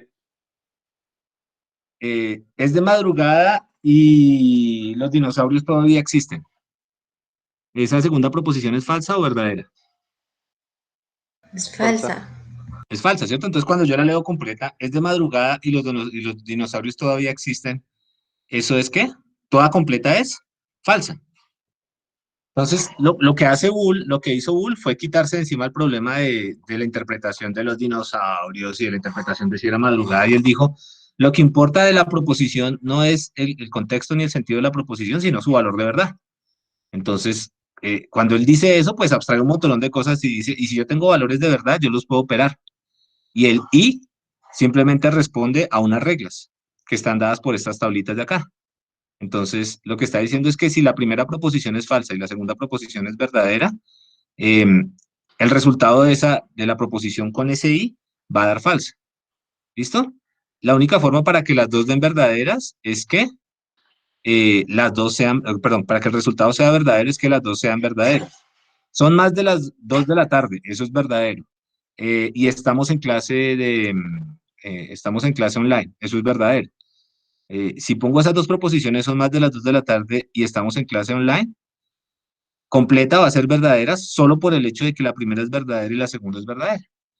Entonces, de nuevo lo que él hace es abstraer la idea abstraer la idea del i, y ese i se puede, el valor de verdad de esa proposición completa se puede calcular en términos de los valores de verdad de cada una de ellas.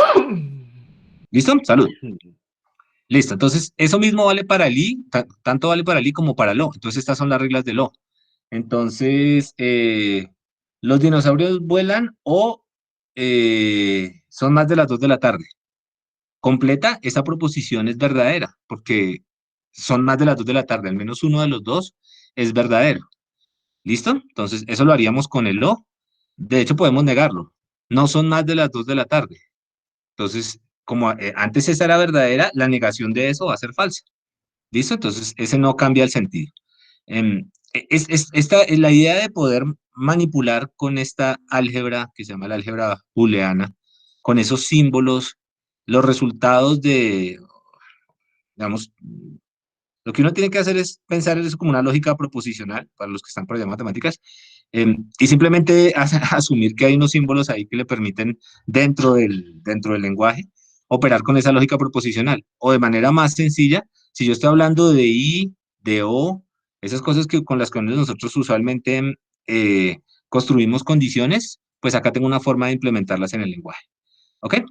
Entonces, yo puedo construir cosas más complejas como esto de acá, y estas de acá uno las puede construir con estas de acá, pero lo que nos importa es esto de acá. ¿Cómo yo puedo concatenar o construir expresiones más complejas en términos de estas que nos estaban dando falso y verdadero?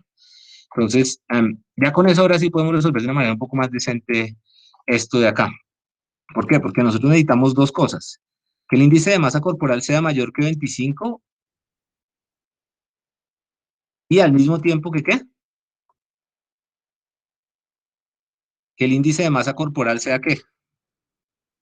Menor que 30.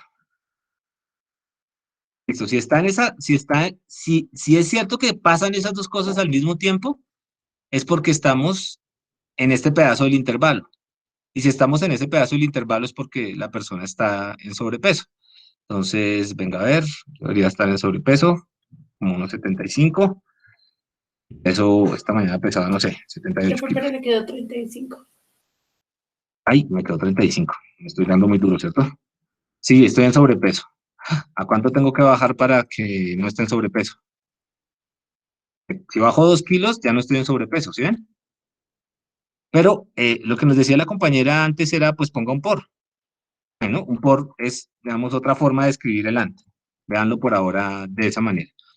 Pero queda más elegante con el AND. ¿Por qué? Porque lo que dice es que esta proposición de acá es verdadera, si esta proposición de acá es verdadera y esta proposición de acá es verdadera, solamente en ese caso toda esta completa se va a hacer verdadera. Entonces, ¿cuándo él va a tener sobrepeso? Cuando es cierto que es mayor que 25 y también es cierto que es menor que 30. Entonces, eso es lo que estamos escribiendo en esta condición. ¿Listo? ¿Entendido eso? Entonces, ya con eso podemos construir unas condiciones un poco más complejas. Entonces, nótese que lo que hicimos acá fue, con estas de acá comparamos números, eso nos da verdaderos y falsos, y con estas de acá, con el AND, con el OR y con el NOT, nosotros podemos concatenar y construir expresiones más complejas, como esa que teníamos ahí, si es mayor que esto y es menor que esto, ¿listo? Entonces, este ya lo acabamos de hacer, ¿no? ¿Cómo determinamos si un número está en este intervalo? Es igual a lo que hicimos acá. Tiene que ser mayor que el extremo izquierdo del intervalo y menor que el extremo derecho del intervalo. Listo, y no hay ningún problema. Si yo escribiera esto de acá, cometería un error. Entonces, pilas acá lo vamos a hacer. Estos errores son comunes. Si yo digo que el índice de masa corporal sea menor o igual Bueno, ese menor igual ya lo conocíamos, ¿no? A 25 y acá menor o igual a 30. ¿Esto está bien o está mal? ¿Y qué diferencia hay entre esto y esto de acá arriba?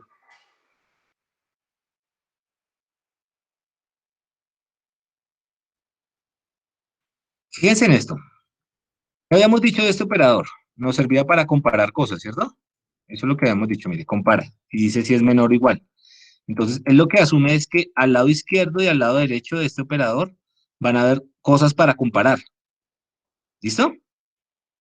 Entonces, por ejemplo, lo que él va a decir es, bueno, al lado izquierdo de un 25 queda al lado derecho y todo esto.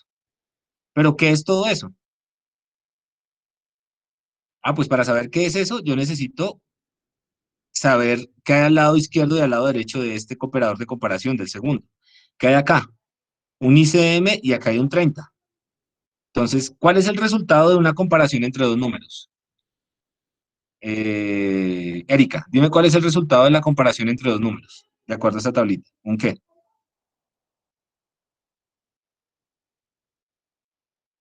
¿Un qué? Un resultado, verdadero o No, falso. un verdadero o falso, ¿cierto? Entonces, lo curioso es que cuando yo esté haciendo esto, entonces voy a decir, por ejemplo, esto es verdadero. Entonces él está comparando verdadero con 25. ¿Tiene sentido hacer eso? Puede que dé No. algo, pero no tiene sentido. Entonces toca tener mucho cuidado con eso porque a veces la intuición le falla a uno. Condiciones como estas de acá, toca construirlas con cuidado. De hecho, aquí dice dos cosas. Dice que 1 es menor que num y al mismo tiempo que num es menor que 10, tal como lo escribimos acá. El ICM es mayor, o 25 es menor que el ICM y el ICM es menor que 30. ¿Listo? Entonces pilas con esto de acá. Toca tener cuidado, lo estamos haciendo despacito para que ustedes no se pierdan. ¿Listo? Entonces, ok, ya habíamos hablado de esto que son los operadores de asociatividad. Ahora toca simplemente describir la precedencia para estos otros operadores, ¿no? Entonces, si él encuentra estos operadores de acá revueltos con cosas de estas, porque puede pasar, ¿qué se resuelve primero? Entonces se resuelve primero este de acá, después estos de acá, después estos de acá, y estos son los que menos precedencia tienen, ¿listo? Entonces, esto también nos sirve para introducir una notación ahí. Como si yo quiero un AND, pues yo tengo que escribirlo así. AND. Si quiero un OR, lo tengo que escribir así. ¿Listo? ¿Qué pasa si quiero un NOT? ¿Sí? Veremos cómo se hace un NOT. Estos operadores de acá, algunas veces lo van a ver, por ahora, esos se llaman operadores de corrimiento de bits y se usan para, básicamente, mañas. Son súper rápidos y le sirven a uno para coger la representación binaria de los números o de los datos y uno los corre a la izquierda o a la derecha. Y hay cosas que corren muy, muy rápido cuando uno juega con esto.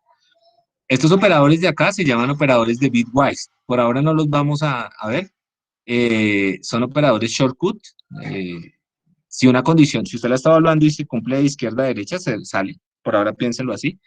Y los operadores que ya conocíamos, ¿listo? Y estos operadores de acá se llaman operadores de asignación y sirven para escribir cosas como, si usted quiere escribir A igual a más 1, lo puede escribir así como A más igual 1. Entonces, esta es una forma compacta de escribir esto de acá.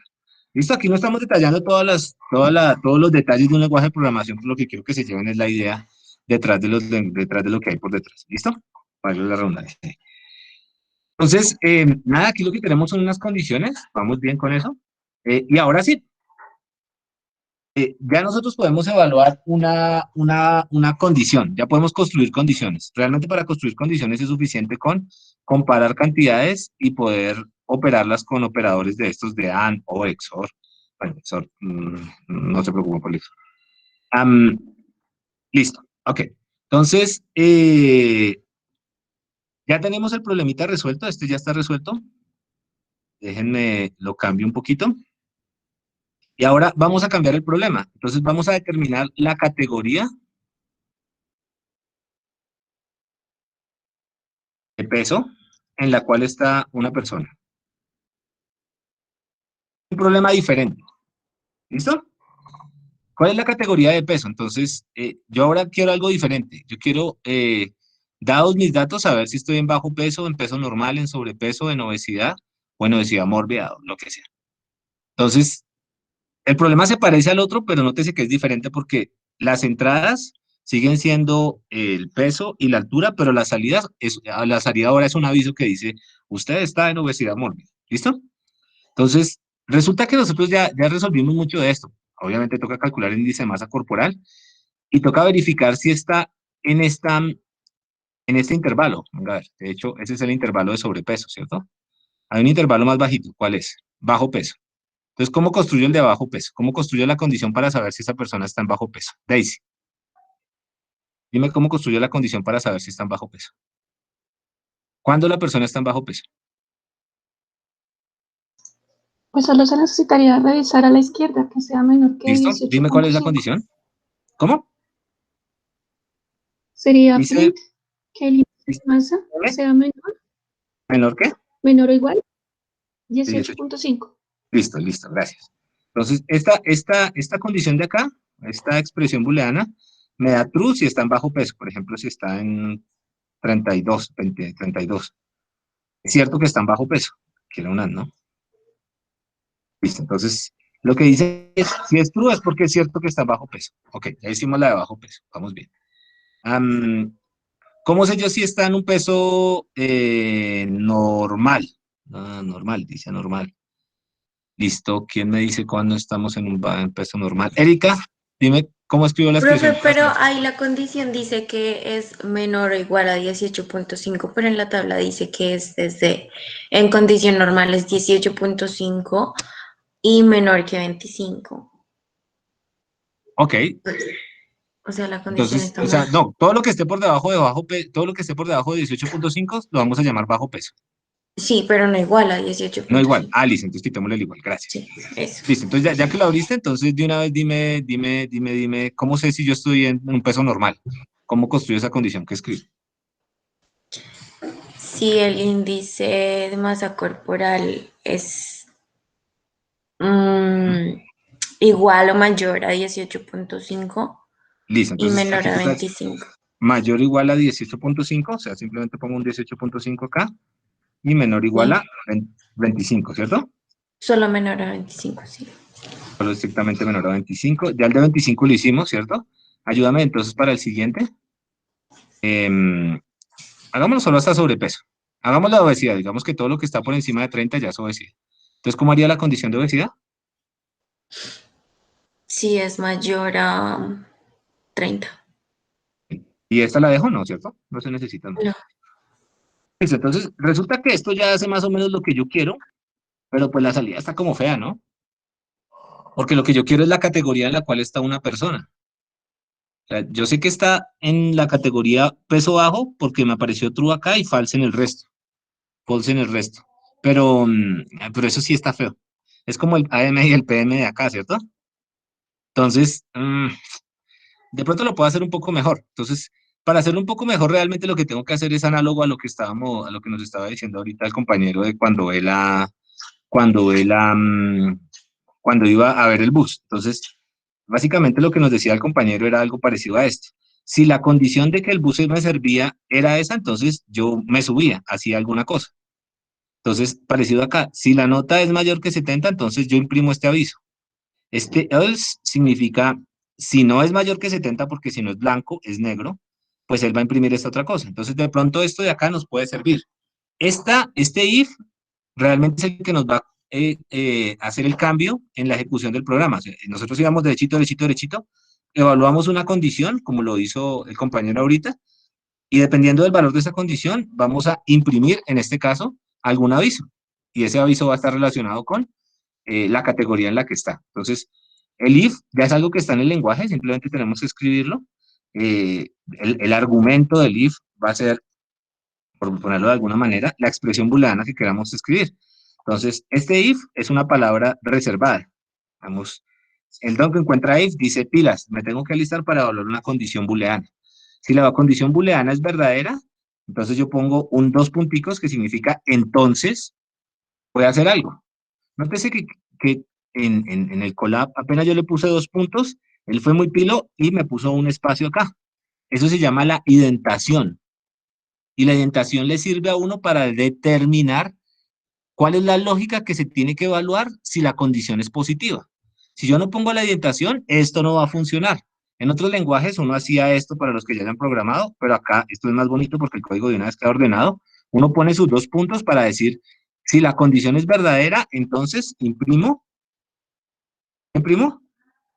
Si esto es true, ¿qué debo imprimir? La categoría. Si está por debajo de 18.5, ¿qué categoría es? Bajo de peso. Bajo de peso. Listo, entonces imprimo un aviso que sea bajo de peso. Ah, entonces se ve mejor, ¿cierto? Mucho más bonito. Entonces, él lo que hizo fue, él dijo peso, altura, ICM, y dijo, bueno, si esta condición es cierta, imprima bajo de peso. Supongamos que no es cierto. Ya no imprime nada. Fabián, ¿por qué no imprime nada? Porque es falsa. ¿Sí se oye? Porque es falsa. Y al ser falsa, él dice, esto es falso. Como es falso, él no va a ejecutar este aviso de acá, él no va a imprimir esto de acá, ¿cierto? Entonces él va a seguir derecho. Él literalmente va a saltar de acá hasta acá. Listo, Fabián, ya que está ahí, entonces ya tengo un aviso para escribir la categoría bajo de peso. ¿Cómo hago para escribir la siguiente categoría que es normal? ¿Qué hago? Los 2 punticos. Ah, no, mentiras. ¿Y ahí cómo finalizo? ¿O cuál es o él ya entiende de que ya finalizó el if? O sea, Bueno, si usted quisiera poner bajo de peso y quisiera poner otra instrucción, coma más, simplemente la pone y recuerde, la identa, la deja con el mismo nivel de indentación, ¿cierto? Bajo de peso, coma más. Hagámoslo bajo de peso. Bueno, bajo de peso. Bajo de peso, coma más. Entonces, no le estoy respondiendo la pregunta que usted me hizo, pero simplemente la aproveché para decirle que si usted quiere más, que haga más instrucciones, cuando se cumpla la condición, pone esto de acá. ¿Listo? Pero eso no fue lo que usted me preguntó. ¿Qué fue lo que usted me preguntó? Pues, ¿cómo hago para saber de que ya se acabó el comando después del if? Ahí Ah, cómo bueno. se hace, para que, pues, una vez saber eso. A ver.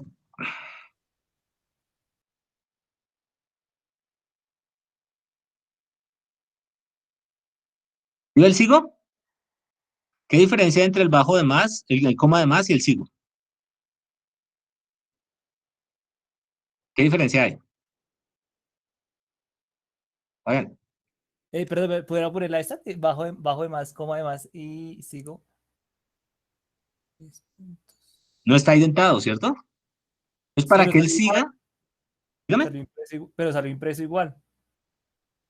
Ah, porque es que ahora sí se cumplió la condición. Si yo lo pongo gordito, ya no se va a cumplir la condición. ¿Sí lo Ah, ven? o sea, si no está el espacio, ya él ya entiende de que ya hizo el comando if. O sea, Exactamente. El nivel de indentación le indica a uno que esto, después de este if, sigue esto de acá. ¿Listo? Listo, gracias. Entonces, Listo, entonces no, pero dígame, entonces, ¿cómo hago para imprimir el otro aviso? ¿Qué tengo que hacer acá? poner los 2 puntos después en esa línea que está, los 2 puntos ahí en la Pero me cosita. falta el if, ¿cierto? Sí, esta condición Sí. es cierta. Los dos. Entonces, enter, él ya me pone la indentación. Entonces, print. Pongo acá, peso, normal. Y si quiero felicitar, ¿lo que hago? Otro print. Otro print, ¿así? No, con la imantación. Ah, identación. Indentación. ¿Listo? Por ahora no está ni en peso normal ni en el otro, pero supongamos que un peso normal es, no sé, es 70. Peso normal, lo felicito. Ah, listo. Listo, gracias. Y Blanco es ya lo pone Henry, ayúdame a terminar el programa. Henry, ¿hay varios Henrys? No, Henry Rueda. Sí. Listo, ayúdame, por favor, Henry. Entonces, ¿qué nos falta? Pues igual, entonces podría ser no sé, un elif, podría ser también otro if. Ah, bueno, un elif. Bueno, esa es otra, este es un if, ¿cierto? Entonces lo que dice es, si está en bajo peso, que es lo que dice acá, entonces imprime estos avisos. Él sigue acá. Lo que está diciendo, ay, Henry, es un poquitín distinto. Ya no lo hemos visto, pero de una vez lo vemos. Y es el if. El if no la novela esa que ustedes veían, sino el if es Pues, si no es cierto, pregúntese, hágase la siguiente pregunta. Fíjense la lógica que estamos diciendo acá. El if. El es else. Espere, Sergio, antes de eso déjenme hacer una cosita acá. Que vean algo. Si él está en bajo peso, él va a entrar por acá y va a decir está en bajo peso, va a buscar esta orientación y va a decir esta es la lógica que tengo que imprimir.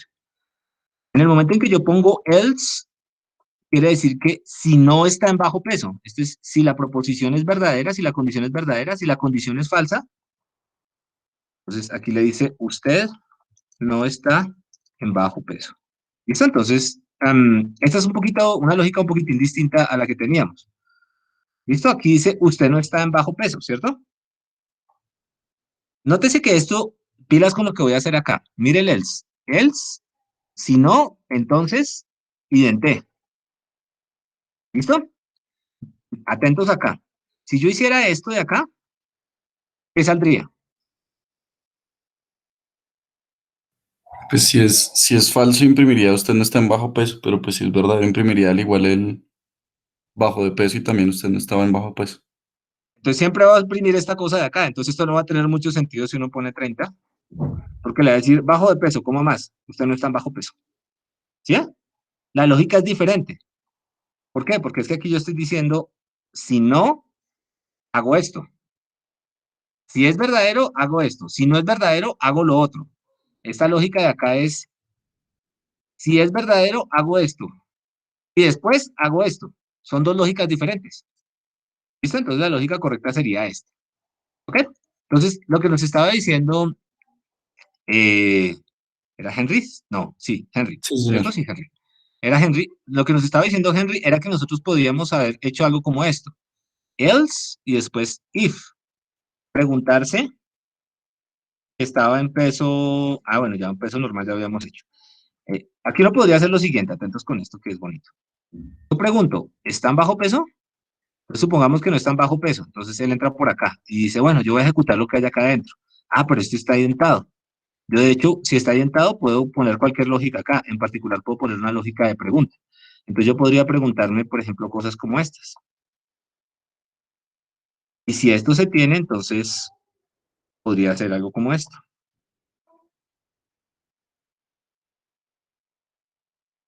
Bajo peso como más.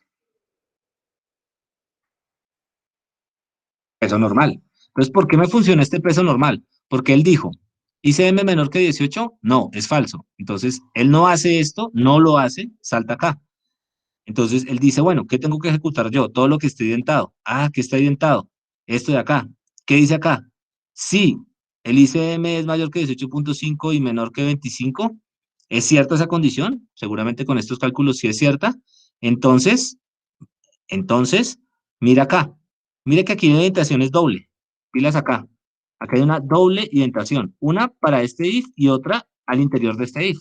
Dos indentaciones. ¿Cómo puedo yo hacer la indentación? No con el espacio, atentos, sino la hago con el tapcito. Un tapcito, dos tapcitos. ¿Listo? Entonces, él ya sabe que eso tiene que entrar por ahí, ¿listo? Pero esa lógica, si uno la ve, dice, uy, Dios mío, está como raro. Entonces, lo que nos estaba diciendo ahorita él era que esto se puede simplificar de la siguiente manera. Yo puedo decir el if,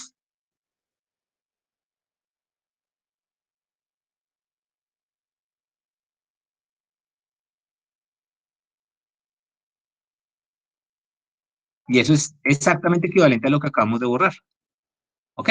Entonces, si no está en bajo peso, él pregunta, bueno, entonces usted está en peso normal. Listo. Entonces, después él pregunta. Ahora sí, con el if. Él pregunta, ¿qué pregunta? Está en este, y si está en ese, que habíamos dicho que era, ese era lo que usted quería hacer, ¿cierto? Con el if. Sobrepeso, Sí, ¿cierto? señor. Sí, Entonces pondría un aviso sobrepeso. Lo pongo acá, ¿cierto? sí. Y al final, pues ponérselo un else, podría ser. Pongo ahí, ¿seguro? Mire bien. No, es sin la indentación, atrás. Mm, Pues bueno, ahí dice peso normal. una sola orientación, ¿cierto? Peso normal. Peso normal. Bueno, pues es aquí, de hecho, no es peso normal, sino sobrepeso. Ajá. Y después de la indentación al principio, uno le coloca un else y si es mayor que 30, Ujú. estricto mayor, Sí. colocarle obesidad. O sea, Obesidad. Pero aquí no necesitamos la otra condición porque como construimos la lógica, si no es menor que 18.5, si no está en esta parte del intervalo menor que 18.5, debe estar entre 18 y 25, si no debe estar entre 25 y 30, y si no, es porque ya está más allá de 30. Entonces no necesitamos volver a incluir otra condición. Entonces, Una pregunta, ¿por qué cuando se intentó 2 veces no apareció el resultado? ¿está? Sí, señor. ¿La sobrepeso acá? Sí, porque cuando se intenta 2 veces no aparece el resultado. A ver, está acá. La condición. Aquí se apareció. Pero orientar 2 veces, ahí eso, él entra y dice, bueno, yo tengo que ejecutar esto acá adentro, que hay adentro, lo que está en una orientación. Y después dice, no hay nada que hay adentro, más adentro, lo que está a 2 orientaciones. Pero pues eso los puede confundir, por abajo así. O sea, aquí funciona con 2 orientaciones. Pero funciona por el hecho de que él busca lo que hay a una orientación y después busca lo que hay una orientación más adentro.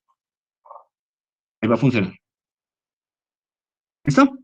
Pero digamos que hay que tener cuidado con eso porque hay que programar ordenadito. Una de las cosas buenas de Python en comparación con otros lenguajes que de pronto ustedes han programado es que aquí sí lo obligan a uno a indentar. En otros lenguajes eso uno puede hacer un sancocho ahí revolviendo esas paréntesis y cosas de esas y corchetes y eso no lo lee nadie. Por lo menos esto le ayuda a uno al lenguaje. ¿Listo? Entonces, ¿eso para qué sirve? Para hacer cosas como estas. ¿Sí ven que es más bonito que lo que teníamos antes? Ahora tenemos algo que está acá. Ah, listo. Entonces con eso ya podemos arreglar este problema. El problema de la AM o el PM. A ver, ¿quién cogemos acá? Camila. ¿Estás por ahí, Camila Leandro? Listo, ayúdame a arreglar el problema de la AM o el PM porque ese aviso está como agresivo, ¿no? Si le sale 0, interprételo como AM. No, mejor pongámosle la M. ¿Cómo hago eso? La M no, o el profe, no PM. sé. Listo. Entonces, no, pero si no sabes, lo hacemos. Bueno, ¿Sí entendiste qué hace este programa, cierto? sí. Este programa es súper burdo porque le dice, si le sale 0, interprételo como AM. Y si le sale 1, interprételo como PM. Ah, pues un if igual lo que estábamos haciendo ahorita, un condicional. Listo. Entonces, ¿qué O condición tenemos que evaluar? ¿Y quién? Que es la variable que nos indica si es AM o PM. Si T es ¿qué? 0. ¿Cómo escribo eso? ¿Cómo comparo dos cantidades? Igual, creo. No. Bien. Igual a 0. Entonces, Paréntesis M. Así, ¿imprimo qué? AM. AM, ¿cierto? Entonces es idento y digo imprimo AM. En otro caso, ¿Y else? Sí. ¿qué imprimo? PM. Pues sí. Bueno, a ver. AM, una AM. Bueno, funcionó y funciona más bonito, ¿cierto? Gracias. Listo. Entonces, bueno, ya con eso podemos ir arreglando cosas.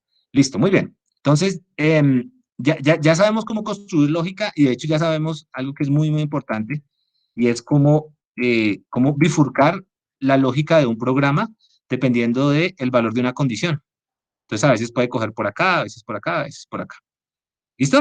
Entonces, este es para ustedes. Construye un programa que determine si una persona tiene o no COVID, dado un conjunto de preguntas básicas. Entonces, me gustaría escuchar a alguien sobre cómo podemos resolver ese programa, ese problema. Juan García. ¿Ya le habíamos preguntado a Juan? No, creo que no. Juan García. Hay muchos Sí, Juanes. señor. Listo. ¿Cómo haría usted ese programa, Juan? Pues plantear preguntas como que nos ayuden a dar como la factibilidad pues de si ¿Cómo lo tiene haría COVID usted? o o no, sea, es probable. ¿Cómo lo haría Supongamos usted? haría preguntas como si si estás en contacto con alguien que tuvo COVID, si ha tenido fiebre, tos seca, Ha estado en contacto con alguien que algún positivo para tuvo COVID. COVID los últimos días. Sí. ¿Verdad? Y entonces Sí. atentos con lo que estoy haciendo acá. Yo puse esto que se llama un input y eso sirve para que una persona pueda meter entradas por teclado. Entonces, eso es contactos. Entonces, estaban los últimos Sí, señor. Bueno, sí. Ok, entonces yo le puse sí. Vamos a poner acá un espacio. Pues no se me vaya, no se me vaya. Entonces le pongo sí. Entonces, ¿qué pasa? Él cuando ejecuta esto de acá, él hace cosas mágicas. Él dice, le va a poner aquí un espacio a usted para que el usuario meta algo lo que quiera. Entonces, en particular, él metió sí. Y lo que él meta dentro de esa cajita va a quedar en esta variable, va a quedar almacenado en esta variable. Entonces, de hecho, si le digo sí, él va a imprimir sí. Si le digo no, él va a imprimir no. Listo, entonces, supongamos que estuvo en contacto con alguien que tuvo COVID en los últimos días. ¿Cómo yo verifico esa condición? Juan, ¿cómo verifico esa condición? ¿Que tiene COVID? No, que esa condición, esa particular. ¿Qué tengo que hacer? O sea, ¿cómo así? Supongamos Ya le pregunté y que ahora, estuvo en contacto con en los últimos días. Entonces, ¿usted qué haría? pues seguirle preguntando, Listo, pero pues no ¿y si sé, no eso estuvo en da como contacto? una alta Entonces, probabilidad de que tenga COVID, ¿no? dígame, dígame. Eso, o sea, esa pregunta, o sea, dependiendo de esa pregunta, pues daría como cierta probabilidad de si tiene COVID o no. Supongamos si no Sí, tuvo, ahí procedería a hacer más preguntas y si sí, otras bueno, preguntas. pero listo, pero usted me lo está diciendo, pero ¿cómo lo implemento yo acá? ¿Qué escribo? Supongamos que después de que uno supo que estuvo en COVID, tiene que preguntarle si tiene fiebre y después si Sí, perdió el olfato. exactamente. Entonces, if Entonces, con ujú, igual a igual, igual. Eso es una con cadena de a caracteres, son ajá, símbolos. Igual, igual así. así. Entonces, ¿qué hace después usted? Entonces, preguntarle si tiene fiebre, input. ¿Listo? ¿Usted ha tenido fiebre?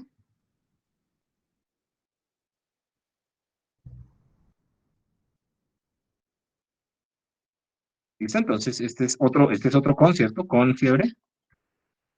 ¿No fiebre? Te pregunto.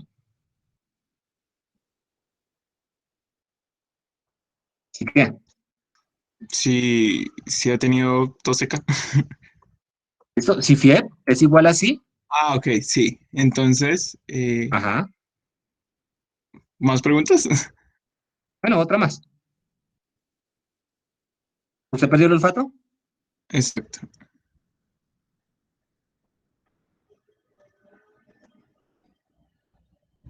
¿Cierto? Ajá. Entonces, si llegó hasta acá, porque usted tiene COVID. ¿No? Entonces puedo decirle, usted tiene COVID. Ok. Listo. Entonces, mire cómo se va bifurcando la lógica. Sí, señor. Sí, señor. Sí, señor. Tengo COVID. ¿Ok? Pero supongamos que yo no tuve contacto en los últimos días. ¿Cómo modelo yo eso acá? ¿Qué hago? Bueno, supongamos que si yo no tuve contacto en los últimos días, no tengo ningún riesgo de COVID, entonces no tengo COVID. Entonces, else, Ajá. print, ¿usted no tiene COVID? Sí.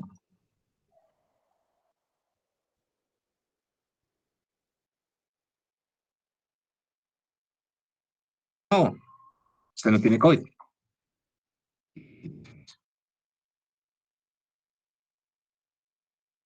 ¿Listo? Entonces, listo, gracias. ¿Ven lo que pasa? Esto es como cuando uno va al médico y el médico le empieza a preguntar estas preguntas a uno y dependiendo de lo que uno vaya respondiendo, le da un diagnóstico. ¿Ok? Eso en los 70 se conocía como sistema experto. Y era, digamos, en su momento fue la idea grande de los sistemas inteligentes. Uno tenía unos sistemas donde ponía un médico y lo ponía básicamente a que construyera estos problemas, estos programas, así, tal como están acá. Y después llegaba una persona y le hacía estas preguntas tal como están acá. Y claro, como lo que tenía por dentro él eran las reglas que el médico utilizaba, entonces simulaba el comportamiento del médico. ¿Listo? ¿Eso por qué? Lo digo. Porque lo cierto es que esta es una receta y así son las recetas que uno construye cuando hace Machine Learning. Son exactamente la misma cosa. No sé si ustedes conocen este meme. If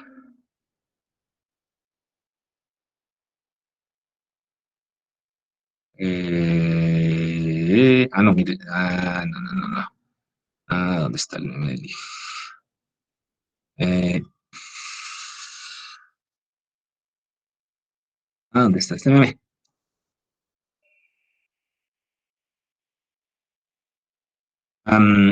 Bueno, el punto es, no, después busco el meme. Es un meme donde dice inteligencia artificial, artificial intelligence, y salen un montón de if uno detrás de otro.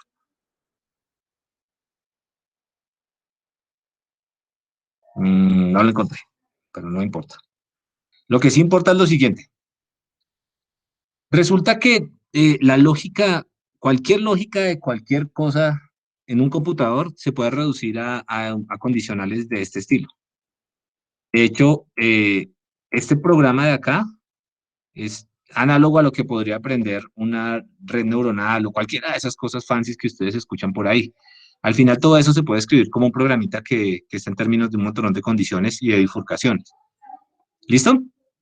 Eso tenerlo en la cabeza es súper importante porque por más complicados los modelos que uno crea que tiene, al final lo que tiene son programas de estos. Si los está corriendo en un computador, son cosas de si tal condición está, si tal número está entre tanto y tanto y tal número está entre tanto y tanto, entonces verifique si el otro número está entre tanto y tanto.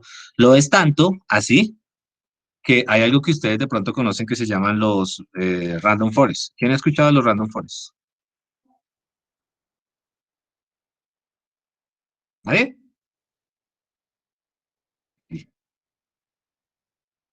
Listo, entonces los random forests es un montonón de unas cosas que se llaman, y que vamos a ver en algún momento, se llaman decision trees. Listo, ¿qué es un decision tree? Acabamos de construir un decision tree con Juan. Un decision tree es, yo pregunto y dependiendo de la respuesta me voy por algún lado o por otro lado o por otro lado y yo termino dando aquí en la basecita de las preguntas. ¿Sí ven? Sí, tal cosa, por acá, si no, por acá. Sí, tal cosa por acá, si no, por acá. Si la edad está en mayor que tanto, no es presbiótico, si no es mayor presbiótico. Ta. Estos son los algoritmos que están en el estado, algunos de los algoritmos que están en el estado del arte de la clasificación de data estructurada. No de data no estructurada, de data estructurada. Y son supremamente sencillos, ¿no? De hecho, uno puede construir a partir de datos las reglas para poder hacer estas comparaciones. Pero lo que yo quiero que vean es que esto de acá es exactamente esto de acá. No hay ninguna diferencia. Y esto de acá es la base de los algoritmos del estado del arte. Entonces, lo que estoy diciendo no es que los algoritmos del estado del arte no funcionen. Lo que estoy diciendo es que esto de acá es supremamente poderoso. Entonces no hay que descartarlo y hay que, pues, entenderlo, ¿no? Pero tampoco hay que mitificar, creer que esto ya es la gran maravilla, porque al final sigue siendo un montonón de if uno detrás de otro. Entonces, no se asusten cuando la gente les diga, pero es que ustedes lo que hacen es un montón de if. Sí, pero los hacemos de manera elegante. Entonces, ok, va a parar por ahí porque le sigo metiendo cosas y quiero ver si hay preguntas. ¿Hay preguntas? ¿Entendieron esto? ¿Y ven cómo esto se parece a esto de acá? ¿Sí o no? Sí, señor. Listo. Sí, señor. Entonces, pilas porque estas cosas de acá las vamos a utilizar para, por ejemplo, hacer clasificación. Entonces, imagínense que ustedes quieren hacer el scoring de un cliente. El problema de scoring crediticio. Entonces, la más fácil es poner un conjunto de reglas para hacer el conjunto del scoring crediticio. Sí, la edad del cliente está entre 25 y 40 años y el salario es más de 18 millones de pesos y vive y no tiene deudas, entonces démosle un préstamo. Eso se construye con estas cosas de acá. ¿Listo? Eh, una cuestión supremamente importante para cuando hablemos más adelante de esto. Cuando nosotros construimos estas cosas de acá, y si tenemos una regla de estas, un conjunto de reglas de estas que funcionan, y ya sabemos que esa es la receta mágica, no hay que complicarnos con ciencia de datos. Si ustedes ya saben las reglas que le permiten construir estas condicionales y esas reglas funcionan en su negocio, no le gasten tiempo a hacerlo con Machine Learning porque no lo van a hacer mejor, porque esa es la receta. ¿Listo? Entonces, esto de acá es muy, muy, muy, muy, muy, muy importante. Listo, preguntas. ¿No hay preguntas? Entonces, Una pregunta. cuénteme. Pues de pronto, pues solo como comentaré lo que estaba hablando ahí de lo del scoring crediticio. Lo Ujú. difícil sería, bueno, esto también es difícil, ¿no? Pero me refiero, lo difícil en ese caso sería encontrar la receta, ¿no? Porque Lo pues, difícil es encontrar la receta, sí. De hecho, los parámetros de la receta, por ejemplo, ¿cuál es el umbral de la edad? Ese es un parámetro importante, ¿cierto? Y eso uno lo puede encontrar a partir de los datos. O sea, por ejemplo, saber si es 23 o es 25 o es 30, esos daticos, esa parametrización del árbol de decisión, es realmente lo que hace uno cuando entrena el árbol de decisión. Digamos, uno le pone, el método le termina diciendo a uno cómo debería poner los rangos. Por ejemplo, acá, cómo debería poner estos rangos, porque acá los estamos sacando de una tablita que sacamos de Wikipedia, ¿no? Porque alguien hizo un estudio de un conjunto de datos. De hecho, eso es interesante que lo vean. Estos datos no son mágicos, ¿no? Estos rangos no son mágicos. De hecho, estos rangos vienen de estas grafiquitas y estas grafiquitas vienen de unos estudios que tienen un montón de gente por detrás. Entonces, estos umbrales de acá se determinan a partir de datos. De manera análoga, si uno quiere hacer el scoring crediticio, utilizando algo parecido a esto, pues tiene que determinar estos umbrales. Y la determinación de estos umbrales depende de los datos. Entonces, ahí es donde el problema eh, deja de ser tan trivial. ¿Listo? Pero estas cosas de acá son sencillas porque es básicamente un montonón de if uno detrás de otro, pero realmente son poderosas. Si ustedes quieren hacer algo de clasificación en data estructurada, esperemos que es data que venga, que pueda usted almacenar en un Excel, es por acá, con Random Forest. ¿Listo? ¿Más preguntas? ¿No hay? Entonces, espera a ver, ¿qué más alcanzamos a decir de esto? Que no se nos vaya a quedar nada. Por la próxima vez hacemos ciclos y listas y terminamos. Entonces, para que no se me aburran, bueno, una cosa que ya vimos acá, que no, para no verlo después, es que aquí estaba, las indentaciones válidas, inválidas, pues eso es más de esto. Esto sí es importante. Las condicionales anidadas, ya las construimos nosotros acá, ¿se acuerdan? Cuando el compañero nos ayuda a construir lo de bajo peso y peso medio, uno puede hacerse preguntas cada vez más profundas, como acá, mire. Y esto se llama if anidados. Y yo puedo ir acá. Eso es como un arbolito. ¿Listo? ¿Qué otra cosa necesitamos del if?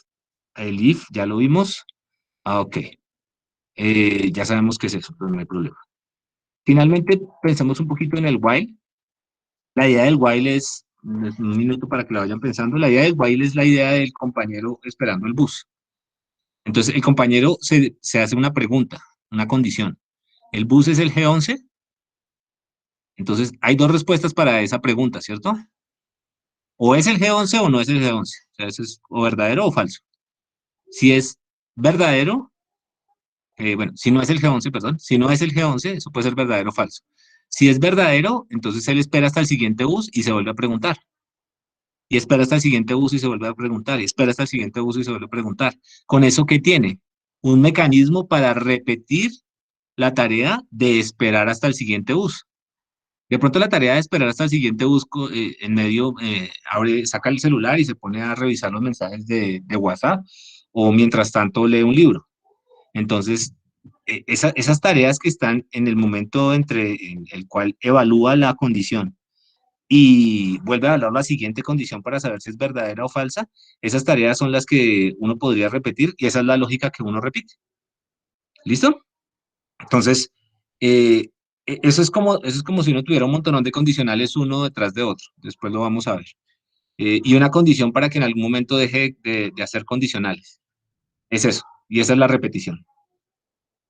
Y eso es todo lo que uno necesita para programar. No necesita nada más. Secuencia, decisión, iteración. Y pues nos toca ver un poquito de cómo se almacenan los datos en matrices, porque pues es básicamente lo que vamos a manipular en este curso. ¿Listo? ¿Preguntas? Profe, no sé si mencionó la diferencia, pero ¿cuál es la diferencia entre Decision Tree y Random Forest? Listo. ¿Qué es un árbol? Esto, ¿y qué es un Eso, forest? muchos árboles. Ahí está la diferencia. Entonces, Ok. un random forest lo que hace es, un decision tree uno le pones las entradas y le dice, es alguno de estos de acá. Lo que uno hace cuando hace un random forest es que tiene muchos árboles, pero muchísimos árboles, acá mira. Y cada uno de los árboles le da una decisión y uno tiene un mecanismo para poder integrar las decisiones.